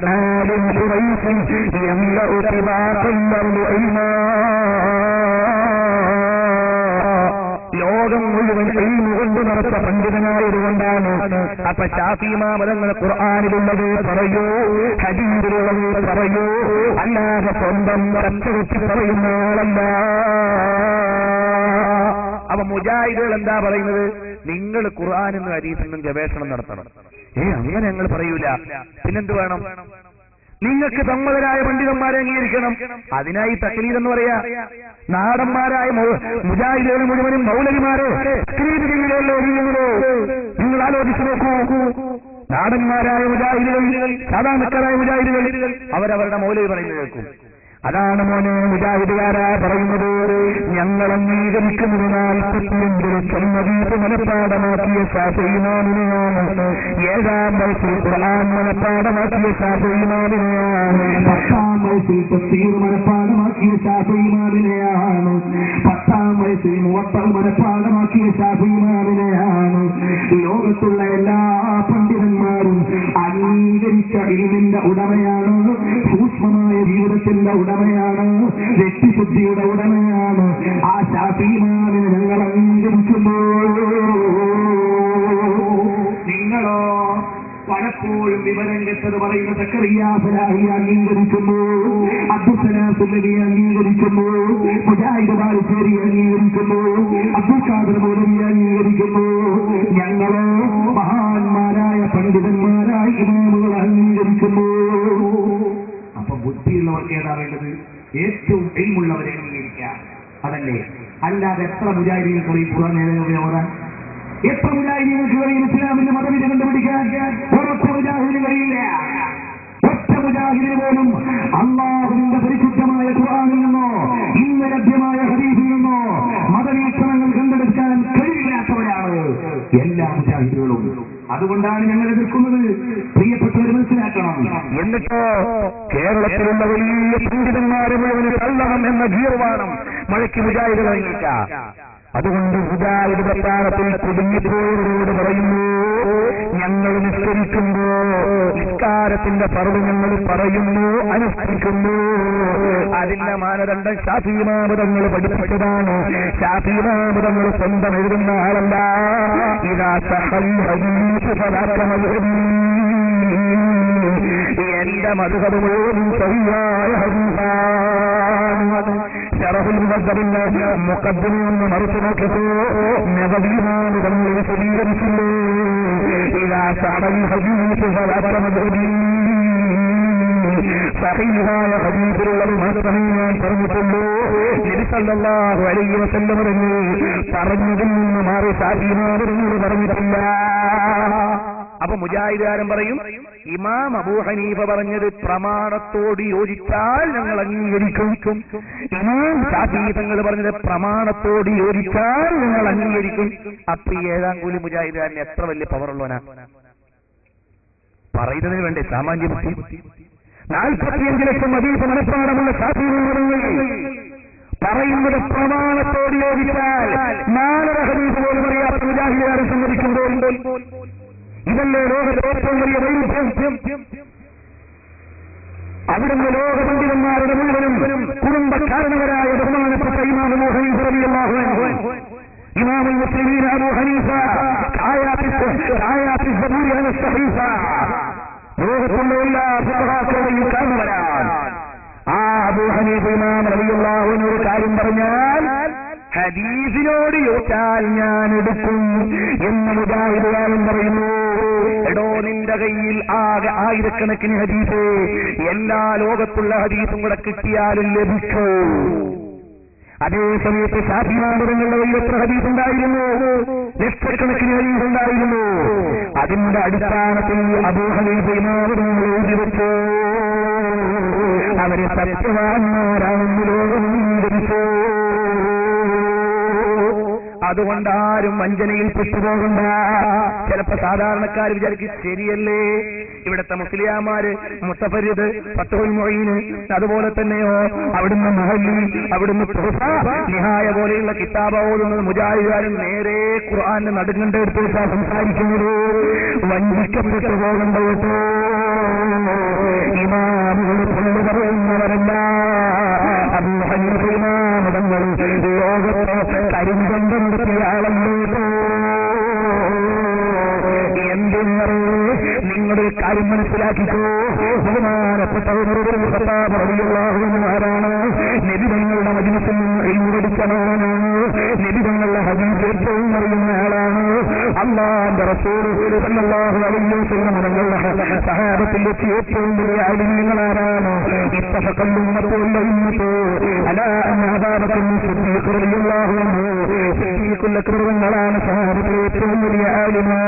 പിന്നീടുള്ള ആലിമാരാണ് ഉമർ ഇബ്നുൽ ഖത്താബ് തങ്ങളാണ് കേട്ടോ. ആ ഉമർ ഇബ്നുൽ ഖത്താബ് തങ്ങൾ 20 റക്അത്ത് തറാവീഹ് നിസ്കാരം നടത്തി കൊണ്ടുവന്നു. മുജാഹിദുകാരൻ ഹദീസ് നോക്കിയപ്പോ 8 കണ്ടു. എന്താ അവന്റെ പ്രമാണം? ഉമർ ഇബ്നുൽ ഖത്താബ് പ്രമാണത്തിനോട് യോജിച്ച് ചെയ്താൽ അംഗീകരിക്കും. ഉമർ ഇബ്നുൽ ഖത്താബ് പ്രമാണത്തോട് യോജിക്കാതെയാണ് 20 നിസ്കരിച്ചത്. ഞങ്ങളുടെ കയ്യിലുള്ള ഹദീസിലോ 11 റക്അത്തുള്ളൂ. ഇതാണല്ലോ അവന്റെ ഇജ്തിഹാദ്. ഇസ്ലാമിനെ പൊളിക്കാനുള്ള ഇജ്തിഹാദല്ലേ. നബി സല്ലല്ലാഹു അലൈഹി വസല്ലം അവങ്ങളിൽ നിന്ന് കാണാത്തത് ഉമർ ഇബ്നുൽ ഖത്താബ് തങ്ങൾ ചെയ്യുമോ? ചെയ്യില്ല. അത് വ്യവസ്ഥാപിതമായിരുന്നു. ഇമാമിന്റെ നേതൃത്വം കൊണ്ടുവന്നു. അത് അല്ലാഹുവിന്റെ റസൂൽ അനുമതി കൊടുത്ത പരിഷ്കരണമാണ്. നിഅമത്തിൽ ബിദഅത്തുഹാദിഹി, ഇത് നല്ല പരിഷ്കരണം തന്നെ. അപ്പൊ ഉമർ ഇബ്നുൽ ഖത്താബ് തങ്ങൾ പറഞ്ഞാലും സിദ്ദീഖുൽ അക്ബർ തങ്ങൾ പറഞ്ഞാലും ഉസ്മാൻ ഇബ്നു അഫ്ഫാൻ തങ്ങൾ 2 വാങ്ങുകൊണ്ടുവന്നു ഇതിനായിട്ട്. അപ്പൊ മുജാഹിദുകാരൻ നോക്കി പ്രമാണത്തോട് യോജിച്ചാൽ ഉസ്മാൻ ഇബ്നു അഫ്ഫാൻ തങ്ങൾ അംഗീകരിക്കാം. അങ്ങനെ മുജാഹിദുകാരന്റെ പള്ളിയിൽ വെള്ളിയാഴ്ച കുരുതുന്ന സുന്നികളുടെ പള്ളിയിലോ എന്നാലൊരു കാര്യം മനസ്സിലാക്കിക്കോ. പ്രമാണങ്ങളോട് നിരക്കാതെ മദ്ഹബ് പറഞ്ഞു എന്ന് നിങ്ങൾ വിശ്വസിക്കുന്ന ശാഫിമാമതങ്ങളുണ്ടല്ലോ. ശാഫിമാമതങ്ങളുടെ സുബഹിക്ക് സുന്നത്ത് പഠിപ്പിച്ചു. നിങ്ങളുടെ അഭിപ്രായത്തിൽ ഹദീസിനെ നിരക്കാത്തത് പറഞ്ഞ ആളാണ്. ആ ശാഫിമാമിനെ അംഗീകരിച്ച ആളാണ് ഇമാം ബുഖാരി പറയുന്നത്. നിങ്ങൾക്ക് ബുഖാരിയുടെ ഹദീസ് എടുക്കാൻ അവകാശമില്ല. തിരുമതിയുടെ ഹദീസ് എടുക്കാൻ അവകാശമില്ല. 4 മദ്ഹബ് അംഗീകരിച്ച ഇമാമാണ് ഇമാമിനെ റഹിമഹുല്ലാഹ്. അങ്ങനെ 6 ഹദീസിന്റെ പണ്ഡിതന്മാരും 4 മദ്ഹബ് അംഗീകരിച്ചവരാണ്. يجب على الآن أن يتمذهب بمذهب معين من المذاهب الأربعة. على المذهب الأمريكي اجتهاد يجريات من بعضهم അല്ലെങ്കിൽ അവൻ അമലിയിൽ പെട്ടുപോകുന്നു. അതുകൊണ്ട് അല്ലാഹുവിന്റെ മതമനുസരിച്ച് ജീവിക്കണോ, ശരിയായ കർമ്മശാസ്ത്രം കിട്ടണോ. അല്ലാഹുവിന്റെ റസൂൽ പഠിപ്പിച്ചതല്ലാതെ ശാഫിമാമുതങ്ങൾ പഠിപ്പിച്ചിട്ടില്ല. അല്ലാഹുവിന്റെ റസൂൽ പഠിപ്പിച്ചതല്ലാതെ അബൂ ഹനീഫ ഇമാമുതങ്ങൾ പഠിപ്പിച്ചിട്ടില്ല. അതല്ലാതെ നാലിമാലികളും പഠിപ്പിച്ചിട്ടില്ല. അബൂ ഹനീഫ ഇമാമു തങ്ങളുടെ ശിഷ്യനാണ് മാലിക് ഇമാമുതങ്ങൾ. അവിടുത്തെ ശിഷ്യനാണ് ശാഫി ഇമാമുതങ്ങൾ.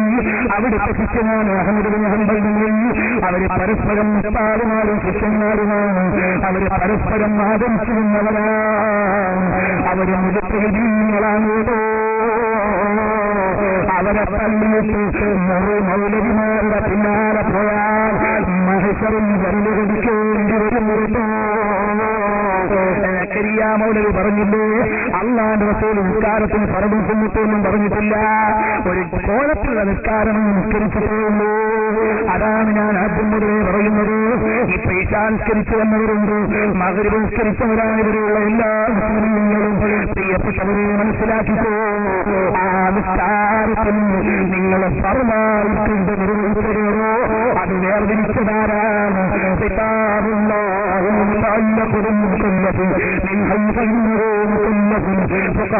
പറഞ്ഞത് മുഴുവനും അല്ല പറഞ്ഞതാണ്, റസൂലുള്ള പഠിപ്പിച്ചതാണ്, ഖുർആനിന്റെ വിശദീകരണമായ ഹദീസിലുള്ളതാണ്, അല്ലാത്തൊന്നും ഇവിടെയില്ല. അതുകൊണ്ട് സാധാരണക്കാരെ മൗലവിമാരുടെ പദത്തിൽ പെടണ്ട.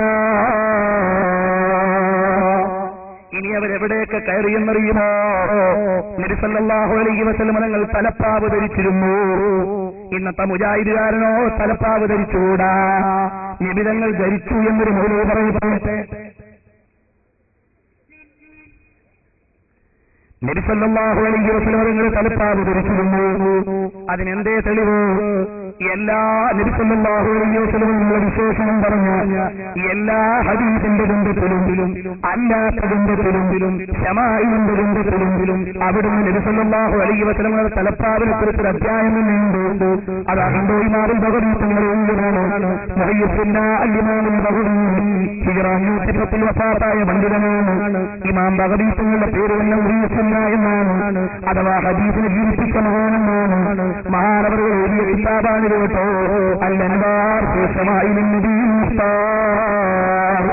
അതിലും അതാ ഒരു അധ്യായമുണ്ടോ, ബാബുൻ ഫീ ദിക്രി അയ്യാനത്തിഹി വഖലം സൂതിഹി സല്ലല്ലാഹു അലൈഹി വസല്ലമ. നബി തങ്ങളുടെ തൊപ്പിയെക്കുറിച്ചും തലപ്പാവിനെ കുറിച്ചും പറയുന്ന അധ്യായം. ഹദ്ദസനാ അബൂ താഹിർ അൽ-ഫാറസി അഖ്ബറനാ മുഹമ്മദ് ബിൻ ഇബ്രാഹിം അൽ-സുൽഹാനി അഖ്ബറനാ അബൂ സീഫ് الحافظ أخبرنا إبراهيم محمد بن الحارث حدثنا سهل بن عثمان حدثنا بكيع عن صابر الوراق ينصر بن عمرو بن حريث النبي عمرو بن حريث رضي الله تعالى عنه قال رأيت النبي صلى الله عليه وسلم يخطب وعليه أمامة سوداء. നബി സല്ലല്ലാഹു അലൈഹി വസല്ലം ഖുത്ബയോടുന്നത് ഞാൻ കണ്ടു. وعليه أمامة سوداء. അവിടുന്ന് കറുത്ത തലപ്പാവുണ്ട്. എന്നിട്ട് ഇമാം ബഗവി തങ്ങൾ പറയുന്നു, സഹീഹുൻ, ഇത് സഹീഹായ ഹദീസാണ്. ഇനി അങ്ങോട്ട് സഹീഹായ ഹദീസുകളുണ്ട്. ഇമാം തുർമിദി റഹിമഹുള്ള ശമാഇലിൽ പറയുന്നു, ഇമാമിന് തുർമിദി അവിടുന്ന് യുദ്ധങ്ങളെ കുറിച്ച് പറയുന്ന അധ്യായത്തിൽ നബി തങ്ങളുടെ തൊപ്പിയെക്കുറിച്ച് പറയുന്നു. ലോകത്തെ കിതാബ് എല്ലാ ഹദീസിന്റെ പണ്ഡിതന്മാരും നബി തങ്ങളുടെ തലപ്പാവിനെ കുറിച്ച് പറയുന്നു. അത് സുന്നത്താണ്. അതിന്റെ വിശദീകരണം പറഞ്ഞുപോയി. നിസ്കാരം ഉപേക്ഷിച്ചവൻ കാഫറാണ് എന്ന ഹദീസിന്റെ വിശദീകരണത്തിൽ അതതിന്റെ ഗൗരവം പറയാനാണെന്നും അത് മുസ്ലിമിന്റെയും കാഫറിന്റെയും ഇടയിലുള്ള വ്യതിയാനം പറയുന്നതാണെന്നും വിശദീകരിച്ച അതേ സ്വഭാവം എഴുതി വെക്കുന്നു. ഒരു മുജാഹിദുകാരൻ പറയുകയാണ് അത് ആദിയായ സുന്നത്താണ്. വരട്ടെ. പിന്നെയുള്ളൊരു പ്രശ്നം തൊപ്പി ധരിക്കലുമായി ബന്ധപ്പെട്ടൊരു വിഷയമാണ്. തൊപ്പി ധരിക്കണോ തലമറക്കണോ എന്നൊക്കെയാണ്. മഹാനായ പ്രവാചകൻ ഒരിക്കൽ പോലും തൊപ്പി ധരിച്ചിട്ടില്ല. അദ്ദേഹം തലമറക്കുക എന്ന രീതി അദ്ദേഹത്തിനുണ്ടായിരുന്നു. നബി സല്ലല്ലാഹു അലൈഹി വസല്ലം തങ്ങൾ ഒരിക്കൽ പോലും തൊപ്പി ധരിച്ചിട്ടില്ല. മൗലവിമാരെ വിവരിച്ചോട് വിളമ്പാനോ ഈ അധ്യായം തന്നെ ഞാൻ വായിച്ചല്ലോ. സല്ലല്ലാഹു അലൈഹി വസല്ലമ. എന്നിട്ട് നിങ്ങളുടെ ഇബ്നു ഖയ്യിം എഴുതിയില്ലേ, അവരുടെ കിതാബിൽ ഇബ്നു ഖയ്യിം എഴുതിയില്ലേ, നബി തങ്ങൾ തൊപ്പിയിട്ട് തലപ്പാവ് കൊട്ടി, തൊപ്പിയില്ലാതെ തലപ്പാവ് കൊട്ടി, തലപ്പാവില്ലാതെ തൊപ്പിയും വെച്ചു. ഈ നാലുകോളുകളും ഉണ്ടായിരുന്നു എന്ന് ഇബ്നു ഖയ്യിം എഴുതിയിട്ടില്ലേ? നിങ്ങളുടെ നേതാവല്ലേ ഇസ്ലാഹി പ്രസ്ഥാന ഒരു പ്രതിലാണെന്ന പുസ്തകത്തിൽ ഒരു പറഞ്ഞിട്ടില്ലേ? വരട്ടെ. ശരി, ഈ വിഷയത്തിൽ നമ്മുടെ നിലപാട് എന്താണ്? ഒരിക്കലും തലപ്പാവ് ധരിക്കുന്ന തലമറക്കുന്ന ഒരാളെ തലമറച്ചു എന്നതുകൊണ്ട് ചീത്ത പറയാൻ നമ്മൾ ആളുകളല്ല. ഒരിക്കലും തലമറക്കുന്ന ആളുകൾ മോശക്കാരാണെന്നോ അല്ലെങ്കിൽ തലമറക്കുന്ന പ്രവർത്തനം മോശമാണെന്നോ നമ്മൾ പറയില്ല. ഒരുപക്ഷെ ആ തലപ്പാവ് ധരിച്ച വ്യക്തിയെ സംബന്ധിച്ചിടത്തോളം, അദ്ദേഹത്തിന്റെ ആദർശത്തെ സംബന്ധിച്ചിടത്തോളം നമ്മൾ വിമർശനങ്ങൾ ഉന്നയിക്കാം. എന്നാൽ ഈ വിഷയത്തിലുള്ളത് ഇതിന് ആദിയായ സുന്നത്ത് പ്രവാചകന്റെ നാട്ടു ശരിയനുസരിച്ചുള്ള സുന്നത്തി എന്ന നിലക്കാണ് പണ്ഡിതന്മാർ എണ്ണിയത്. പ്രവാചകന്റെ നാട്ടാചാരം അതൊരു മുജാഹിദ്. അടുത്ത മുജാഹിദ് പറയുന്നു പാറിപ്പോകാതിരിക്കാൻ വെക്കുന്ന സാധനമാണ് തലപ്പാവ്. ആ തലേക്കെട്ടുണ്ടല്ലോ അത് കിട്ട് കഴിയും, അതിന്റെ ഉള്ളിൽ ഒന്നുമില്ല, അതുകൊണ്ട് പാറി പോകാണ്ടൊക്കെ കെട്ടിയാന്ന് നമുക്കറിയാം. ചിലവര് സാധാരണ നമ്മൾ മേശപ്പുറത്ത് സാധനം വെച്ചാൽ വെയിറ്റ് ഒക്കെ ഉണ്ടല്ലോ, മനസ്സിലില്ല, സാധനം പാറിപ്പോടക്കറേ. കണ്ടോ ലോകത്തെ ഏറ്റവും വലിയ ബുദ്ധിമാനാരാണ്, ഏറ്റവും വലിയ ബുദ്ധിമാനാരാണ്, ഏറ്റവും വലിയ ബുദ്ധിമാനാരാണ്. ഇമാം തിരുമതി റഹിമഹുല്ലാഹ് പറയുന്നു, ജിബ്രീൽ അലൈഹിസ്സലാമിനെ വിശദീകരിക്കുന്നു. അതാ അൽ ഉംദാ ശറഹുൽ ബുർദയും ഇബ്നു ഹജറും വിശദീകരിക്കുന്നു. ഞാൻ ഇന്ന് വരെയുള്ള എല്ലാ മനുഷ്യന്മാരുടെയും ബുദ്ധി ഞാൻ പരിശോധിച്ചു, അതിൽ എല്ലാവരുടെ ബുദ്ധിയും കൂട്ടിയാലും നിബിധങ്ങളുടെ ബുദ്ധിയുടെ ആയിരത്തിലുള്ള അംശമില്ല. ആ നിബിധങ്ങളെ തലപ്പാവ് വെച്ചിട്ടുണ്ട് മൗലവിമാരെ. അതുകൊണ്ട് ഞങ്ങളും തലപ്പാവ് വെക്കുന്നു. അത് വെയിറ്റിനുള്ളതല്ല, വെയിറ്റിനുള്ളതാണ്, അഭിമാനത്തിനുള്ളതാണ്. കാരണം സാഹിബുൽ അമാമ മുഹമ്മദുർ റസൂലുള്ളാഹ് സല്ലല്ലാഹു അലൈഹി വസല്ലം ധരിച്ചു. പെരുന്നാളിന്റെ അന്ന് പ്രത്യേകം ധരിച്ചു. എന്തിനാണ്? അത് പ്രൗഢിയുടെ വേഷമാണ്. പക്ഷേ മുജാഹിദിന്റെ ചില മൗലവിമാര് പണ്ട് തലപ്പാവ് ധരിച്ചിട്ടുണ്ട്. അത് പാറിപ്പോകാതിരിക്കാനാണെങ്കിൽ ഞങ്ങൾ ഉത്തരവാദികളല്ല. റസൂലുള്ളാഹിന്റെ തലപ്പാവ് ഏറ്റവും വലിയ ബുദ്ധിമാന്റെ തലപ്പാവാണ്. എല്ലാ ഇമാമുകളും അവിടെ എഴുതിപ്പോയി. ഇതിന്റെ കിതാബ് ഞാൻ ഉദ്ധരിച്ചു. അപ്പോൾ ഒരു ഭാഗത്ത് മുജാഹിദുകാരൻ ഇസ്ലാമിന്റെ വേഷത്തെയും സംസ്കാരത്തെയും തന്നെ ചോദ്യം ചെയ്യുന്നു. ഇസ്രയേലുകാരന്റെ ജൂതപുരയാളികളുടെ പരിസരക്കാരില്ലാതെ മറ്റാരെങ്കിലുമാണോ? അല്ല. ബ്രിട്ടീഷുകാരൻ അറബ് രാജ്യത്തെ കശാപ്പ് ചെയ്യാൻ കൂട്ടുപിടിച്ച പങ്കാളിയല്ലേ മുഹമ്മദ് ബിൻ അബ്ദുൽ വഹാബ്. അപ്പൊ ചില മുജാഹിദുകൾ പറയും ഹംഫറിന്റെ ഡയറക്കുറിപ്പ് സത്യമല്ല, ഹംഫറിന്റെ ഡയറക്കുറിപ്പ് നിങ്ങൾ സത്യാക്കണ്ട. ഇംഗ്ലീഷ് എന്ന പുസ്തകമില്ലേ, അതെല്ലാ ഭാഷയിലേക്കും പരിഭാഷപ്പെടുത്തി ഹംഫറിന്റേത്. ഒരു കാര്യം ഞാൻ പറയാം, ഹംഫറിന്റെ ഡയറക്കുറിപ്പ് നിങ്ങൾ അംഗീകരിച്ചില്ലെങ്കിലും ഹംഫറിന്റെ അജണ്ടകൾ നിങ്ങൾ നടപ്പിലാക്കുന്നുണ്ട്. ഹംഫർ മുഹമ്മദ് ബിൻ അബ്ദുൽ വഹാബിനോട് പറഞ്ഞതായി ഹംഫറിന്റെ ഡയറക്കുറിപ്പ് പറഞ്ഞ അജണ്ടകൾ മുഴുവനും നിങ്ങൾ നടത്തി വരുത്തുന്നുണ്ട്. അതുകൊണ്ട് ബ്രിട്ടീഷുകാരന്റെ ക്ഷാരപ്പണമായി പാവപ്പെട്ട മലബാറിലെ മുസ്ലിംകൾ ഈ രാജ്യത്തിന്റെ എതിരാളികളുടെ ടാങ്കറുകൾക്ക് മുമ്പിൽ പിരിമാറ് കാണിച്ചപ്പോ മലബാറിൽ നിന്ന് തിരുവിതാംകൂറിൽ നിന്ന് അടയിൽ നിന്ന് വക്കം മൂലയല്ലേ ഇവിടെ ഐക്യസംഘം ഉണ്ടാക്കിയത്. തർക്കമില്ലാത്ത മുസ്ലിംകളുടെയിൽ ഐക്യസംഘം ഉണ്ടാക്കാൻ നിന്ന് വക്കം മൂലയിൽ മലബാറിൽ നിന്ന് പടപേടിച്ചിട്ട് ഒളിച്ചോടി വന്നയാളായിരുന്നില്ലേ. മാത്രമല്ല ഹിന്ദ് എന്ന് പറയുന്ന അവിടുന്ന് സിറാത്തുൽ മുസ്തഖീം എന്ന് പറയുന്ന കിതാബ് ഇസ്മായിൽ സയ്യിദ് എഴുതിയപ്പോൾ അലാദി കിതാബ് തൗഹീദ് മുഹമ്മദ് ബിൻ അബ്ദുൽ വഹാബിന്റെ കിതാബ് തൗഹീദിന്റെ പതിപ്പ് ഊതിലിറങ്ങിയപ്പോ അതിവിടെ വിതരണം ചെയ്യാൻ അച്ചടിച്ചു കൊടുത്തതാരാ? സാക്ഷാൽ ബ്രിട്ടീഷുകാരായിരുന്നു. വേണ്ടി വരുമ്പോൾ അതിന്റെ വിശദീകരണങ്ങളോട് ഞാൻ സംസാരിക്കാം. ഇപ്പോഴെന്റെ വിഷയം അതല്ല. അപ്പോൾ സലാത്തിൽ നിന്നവരെ കൊല്ലുക, സലാത്തിന്റെ കിതാബുകൾ കത്തിച്ചു കളയുക, ഇസ്ലാമിന്റെ പ്രമാണങ്ങളെ ചിത്രീകരിക്കുക, ഇതെല്ലാം മഹാബികൾ റസൂലുള്ളാഹിന്റെ ദേശത്തെ എതിർക്കുന്നു. അപ്പൊ മുസ്ലിങ്ങളെ മുശ്രിക്കാക്കാൻ അവര് കണ്ടുപിടിച്ചത് ഒന്നോ മതപരിക്കലാണ്. അതിന്റെ വിശദീകരണം ഞാൻ പറഞ്ഞു. ഇനിയൊരു പ്രശ്നം എന്താ? ഒരു മൗലവി പറയുന്നു മരിച്ച വീട്ടിൽ ഖുർആൻ ഓതിയാലോ കൂലിയും കിട്ടാൻ പോകുന്നില്ല. അത് തിരുവനന്തപുരത്തെ മുജാഹിദൻ ആദ്യം പറയട്ടെ. ഒരാൾ മരിച്ചിട്ട് അയാളുടെ ഖബറിന്റെ അരികിൽ ഖുർആൻ സൂറത്ത് ഫാത്തിഹ മുതൽ അന്നാസ് വരെ ഒരാളെ ഖുർആൻ ഖത്തമോദി തീർക്കുകയാണ്. ഒരിക്കലും അള്ളാഹ് സ്വീകരിക്കൂല. ഖുർആനല്ലേ ഓതുന്നത്, നല്ലതല്ലേ എന്ന് അവിടെ പരിഗണിക്കില്ല. ഒരാൾ മരിച്ചിട്ട് അയാളുടെ ഖബറിന്റെ അരികിൽ ഖുർആൻ സൂറത്ത് ഫാത്തിഹ മുതൽ അന്നാസ് വരെ ഒരാളെ ഖുർആൻ ഖത്തമോദി തീർക്കുകയാണ്.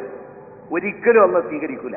ഖുർആനല്ലേ ഓതുന്നത്, നല്ലതല്ലേ എന്ന് അവിടെ പരിഗണിക്കില്ല, അത് സ്വീകാര്യമല്ല. അപ്പോൾ ഒരാൾ മരിച്ച വീട്ടിൽ നിന്നുകൊണ്ട് ഖുർആൻ ആദ്യം മുറി അവസാനം വരെയും ഓടി തീർത്താലും സ്വീകരിക്കൂല. അള്ളാന്റെ പ്രൈവറ്റ് അല്ലേ? ഖുർആൻ ഓതിയാൽ സ്വീകരിക്കണോണ്ടോ എന്ന് തീരുമാനിക്കേണ്ടതാരാ? അല്ലാഹുവിന്റെ റസൂൽ സല്ലല്ലാഹു അലൈഹി വസല്ലം തങ്ങൾ അവിടുന്ന് പഠിപ്പിച്ചു സൂറത്തുൽ യാസീൻ. മരണപ്പെട്ടവരുടെ മേൽ, മരണാസന്നരുടെ മേൽ നിങ്ങൾ ഖുർആൻ ഓതിക്കോ. സൂറത്തുൽ യാസീൻ. ഇതിന്റെ വിശദീകരണം ലോക പണ്ഡിതന്മാരെങ്ങനെയാണ് മനസ്സിലാക്കിയത്? പഠിച്ചു വെച്ചോ. ഇമാം സുയൂത്തി തങ്ങൾ അൽ ഹാദിയിൽ ഫതാവയിൽ പറയുന്നു, ഒരുപാട് ഇമാമികളുടെ ചരിത്രം ഞാൻ ജീവചരിത്രം ഞാൻ ചരിത്രത്തിൽ പരിശോധിച്ചു. എപ്പോഴും ആ ചരിത്രത്തിലെല്ലാം അവർ നിവേദകന്മാർ പറയുന്നു,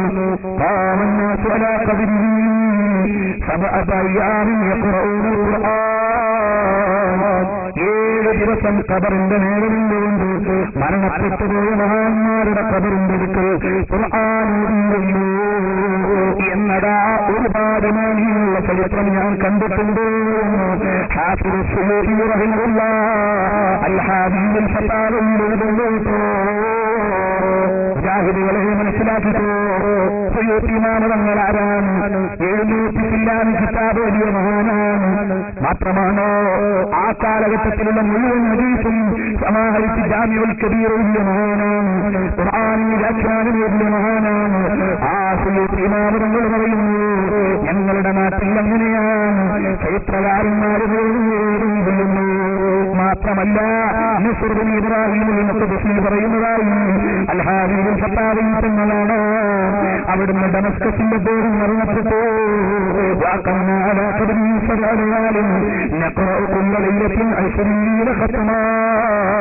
എല്ലാ രാത്രിയിലും ഞങ്ങൾ 20 ഖത്മ ഓതാറുണ്ടായിരുന്നു. എവിടെ? ഖബറിന്റെ അടുക്കൽ വെച്ച്. ഇനി ഇതൊന്നും നിങ്ങൾക്ക് പറ്റൂലെങ്കിൽ നിങ്ങളുടെ കുറെ നേതാക്കന്മാരുണ്ടല്ലോ, ആരാണ് ഇബ്നു തൈമിയ്യ?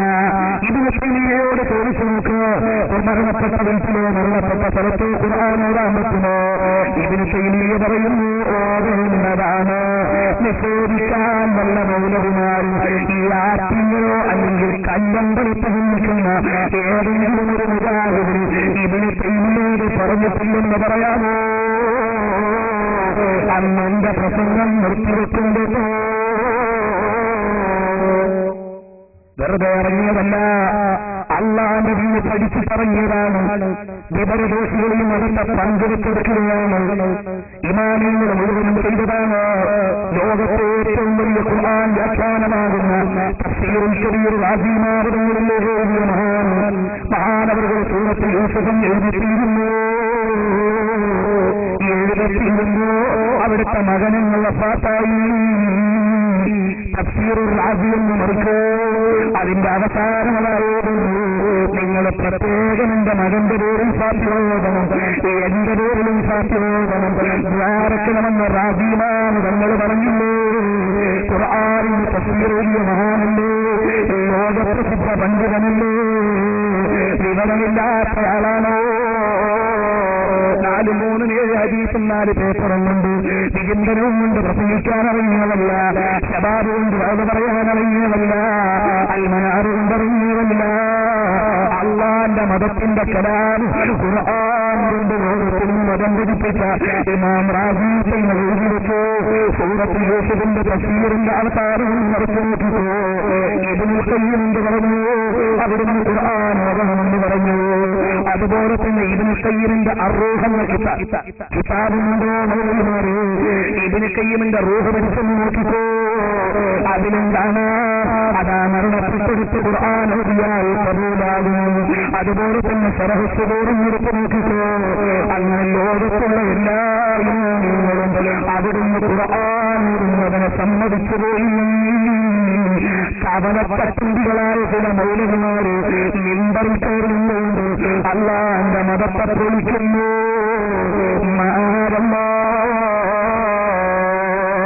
വേണ്ടി വരുമ്പോ ആ വിഷയത്തെ കുറിച്ച് മാത്രം ഞാൻ പറഞ്ഞോളാം.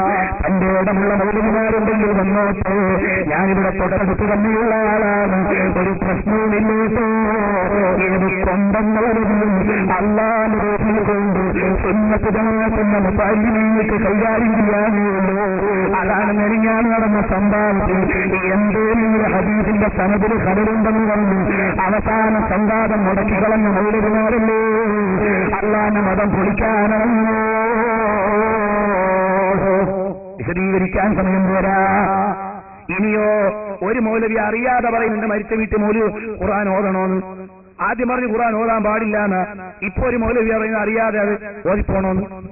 മയ്യത്തിന് വേണ്ടി പ്രാർത്ഥിക്കണമെന്ന് പ്രവാചകൻ പഠിപ്പിച്ച സ്വഹിയായ ഹദീസുണ്ട്. പിന്നെന്താ ചെയ്യേണ്ടത്? പിന്നെ അവിടെ ഇരിക്കുക. അവിടെ ഇരുന്നിട്ട് നിങ്ങൾക്ക് പതുക്കെ ദിക്റിലെല്ലാം പ്രാർത്ഥിക്കാം, ഖുർആൻ ഓതും, കുഴപ്പമൊന്നുമില്ല. മയ്യത്തിന് വേണ്ടി പ്രാർത്ഥിക്കണമെന്ന് പ്രവാചകൻ പഠിപ്പിച്ച സ്വഹിയായ ഹദീസുണ്ട്. പിന്നെന്താ ചെയ്യേണ്ടത്? പിന്നെ അവിടെ ഇരിക്കുക. അവിടെ ഇരുന്നിട്ട് നിങ്ങൾക്ക് പതുക്കെ ദിക്റിലെല്ലാം പ്രാർത്ഥിക്കാം, ഖുർആൻ ഓതും, കുഴപ്പമൊന്നുമില്ല. മരിച്ച വീട്ടിൽ നിന്ന് മയ്യത്തിന് പ്രാർത്ഥിക്കണം, ഖുർആൻ ഓതണം. ഒരു മൗലവി അറിയാതെ പറഞ്ഞുപോയി. അപ്പൊ ഈ ഖുർആനോത്ത് മുടക്കിയതാരാ? ആരാന്ന് ഞാൻ പറഞ്ഞാൽ ചിലപ്പോ അധികമായി പോകും. മുജാഹിദ് തന്നെ പറയട്ടെ. എന്താറിയോ, മരിച്ച വീട്ടിൽ അന്നെങ്കിലും ഒരു പടച്ചോനെ പേടിയും ഒരു ഖുർആനോത്തും ഒരു സുബൈക്ക് നീക്കലും 4 ദിവസമെങ്കിലും ഒരു പേടിയൊക്കെ ഉണ്ടാവുമല്ലോ. അതും കൂടി വേണ്ടാന്ന് ഇബ്ലീസ് അങ്ങ് തീരുമാനിച്ചിരിക്കാം. അതും കൂടി വേണ്ട ഇബ്ലീസ് തീരുമാനിച്ചു. ഇബ്ലീസിനെ സ്ക്രീനിൽ കണ്ടുപോയാൽ ഞാൻ ഉത്തരവാദിയല്ല.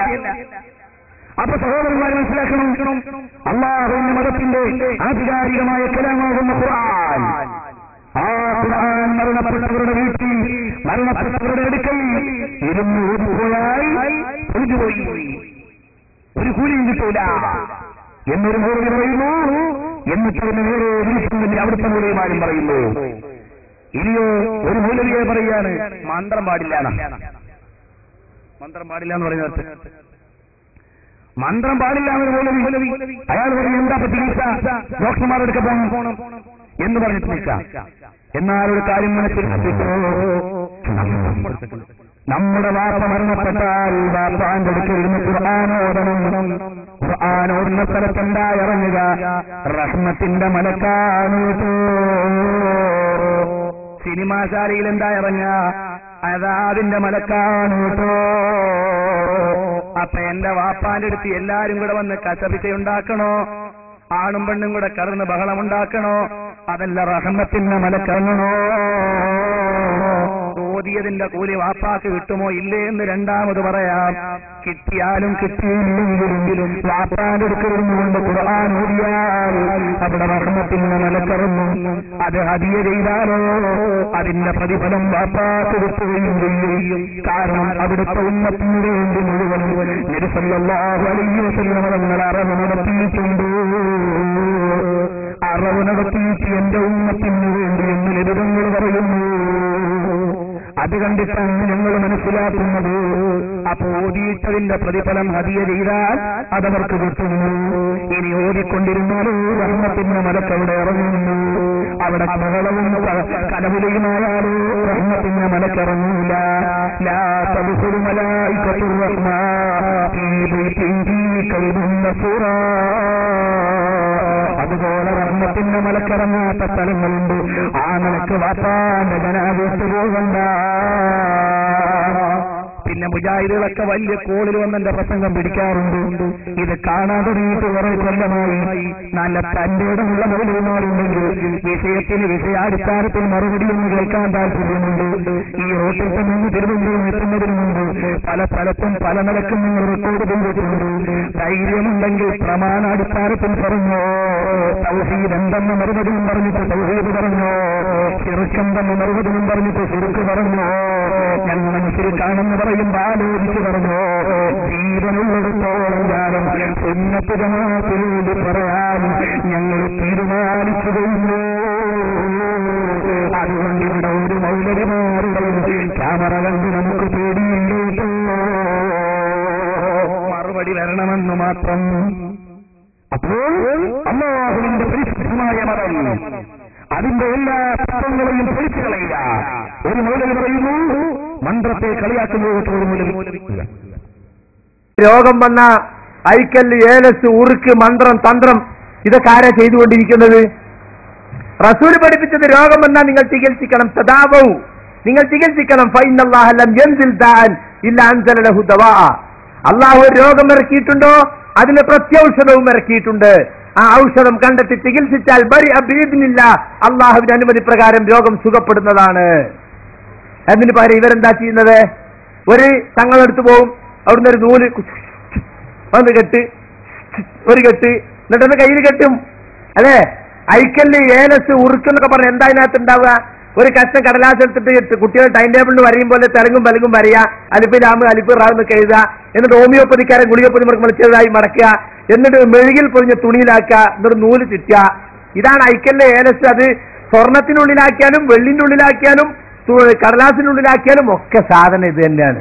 കുരിപ്പിടിച്ചാലും അതന്നെ, വയറ്റുന്നോ കുടിച്ചാലും അതന്നെ, ഭർത്താവ് ഗൾഫിലുള്ളപ്പോ പ്രേമം പൊളിയാതിരിക്കാൻ കൊടുക്കണ ഐക്കല്ലും അതന്നെ, കാളമൂട്ടിന് പോകുന്ന പോത്തിന്റെ അരയിൽ കെട്ടണോ അതന്നെ, ഊർജ്ജമരത്തുമ്പോ കയറുന്ന ഇരിക്കാലിപ്പോത്തിന്റെ അരയിലും അതന്നെ. കണ്ട നിങ്ങള്? എന്നിട്ട് പറയലാണ് ഞങ്ങള് അഹ്ലുസുന്നത്ത് വൽ ജമാഅത്താണ്. ഇതെന്താ മുജാഹിദിന്റെ പ്രസംഗമല്ല, മന്ത്രേ പാടില്ല എന്ന ഈ മൂലയിൽ തന്നെ മന്ത്രം പറയുന്നത് കേട്ടോ. ഓരോ കാര്യങ്ങളും ലാ ഇലാഹ ഇല്ലല്ലാഹു വഹ്ദഹു ലാ ശരീക ലഹു ലഹുൽ മുൽക്കു വലഹുൽ ഹംദു യുഹ്യി വയുമീത് വഹു അലാ കുല്ലി ഷൈഇൻ ഖദീർ. രാവിലെ 100 പ്രാവശ്യവും വൈകുന്നേരം 100 പ്രാവശ്യവും. ശൈത്താനുള്ള പ്രൊട്ടക്ഷനാണത്. സുബഹി നമസ്കരിച്ചിട്ട് സൂര്യൻ ഉദിക്കുന്നതിന് മുമ്പും, അസർ നമസ്കരിച്ച് സൂര്യൻ അസ്തമിക്കുന്നതിന് മുമ്പും ചെല്ലണം. കണ്ടോ? കിടക്കാൻ സമയത്ത് നിങ്ങൾ ആയത്തുൽ കുർസി ഓതണം. ഓരോ നമസ്കാരത്തിന് ശേഷവും ആയത്തുൽ കുർസി ഓതണം.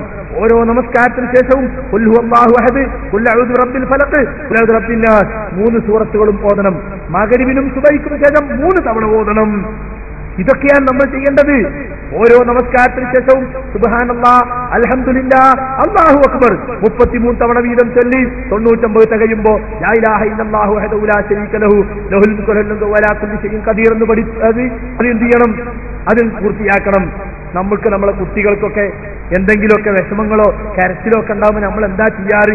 ഒരു ചെറിയ കുട്ടി, എന്താണെന്ന് പറയാൻ വയ്യാത്ത കുട്ടി രാത്രി കരയാണെങ്കിൽ ഒന്ന് കൊണ്ടുപോയി നജസിന്നൊക്കെ വൃത്തിയാക്കിയിട്ട് നമ്മൾ കുട്ടിക്ക് ആയത്തുൽ കുർസി ഊതി തടവി കൊടുത്താൽ കുട്ടി അങ്ങോട്ട് ഉറങ്ങും.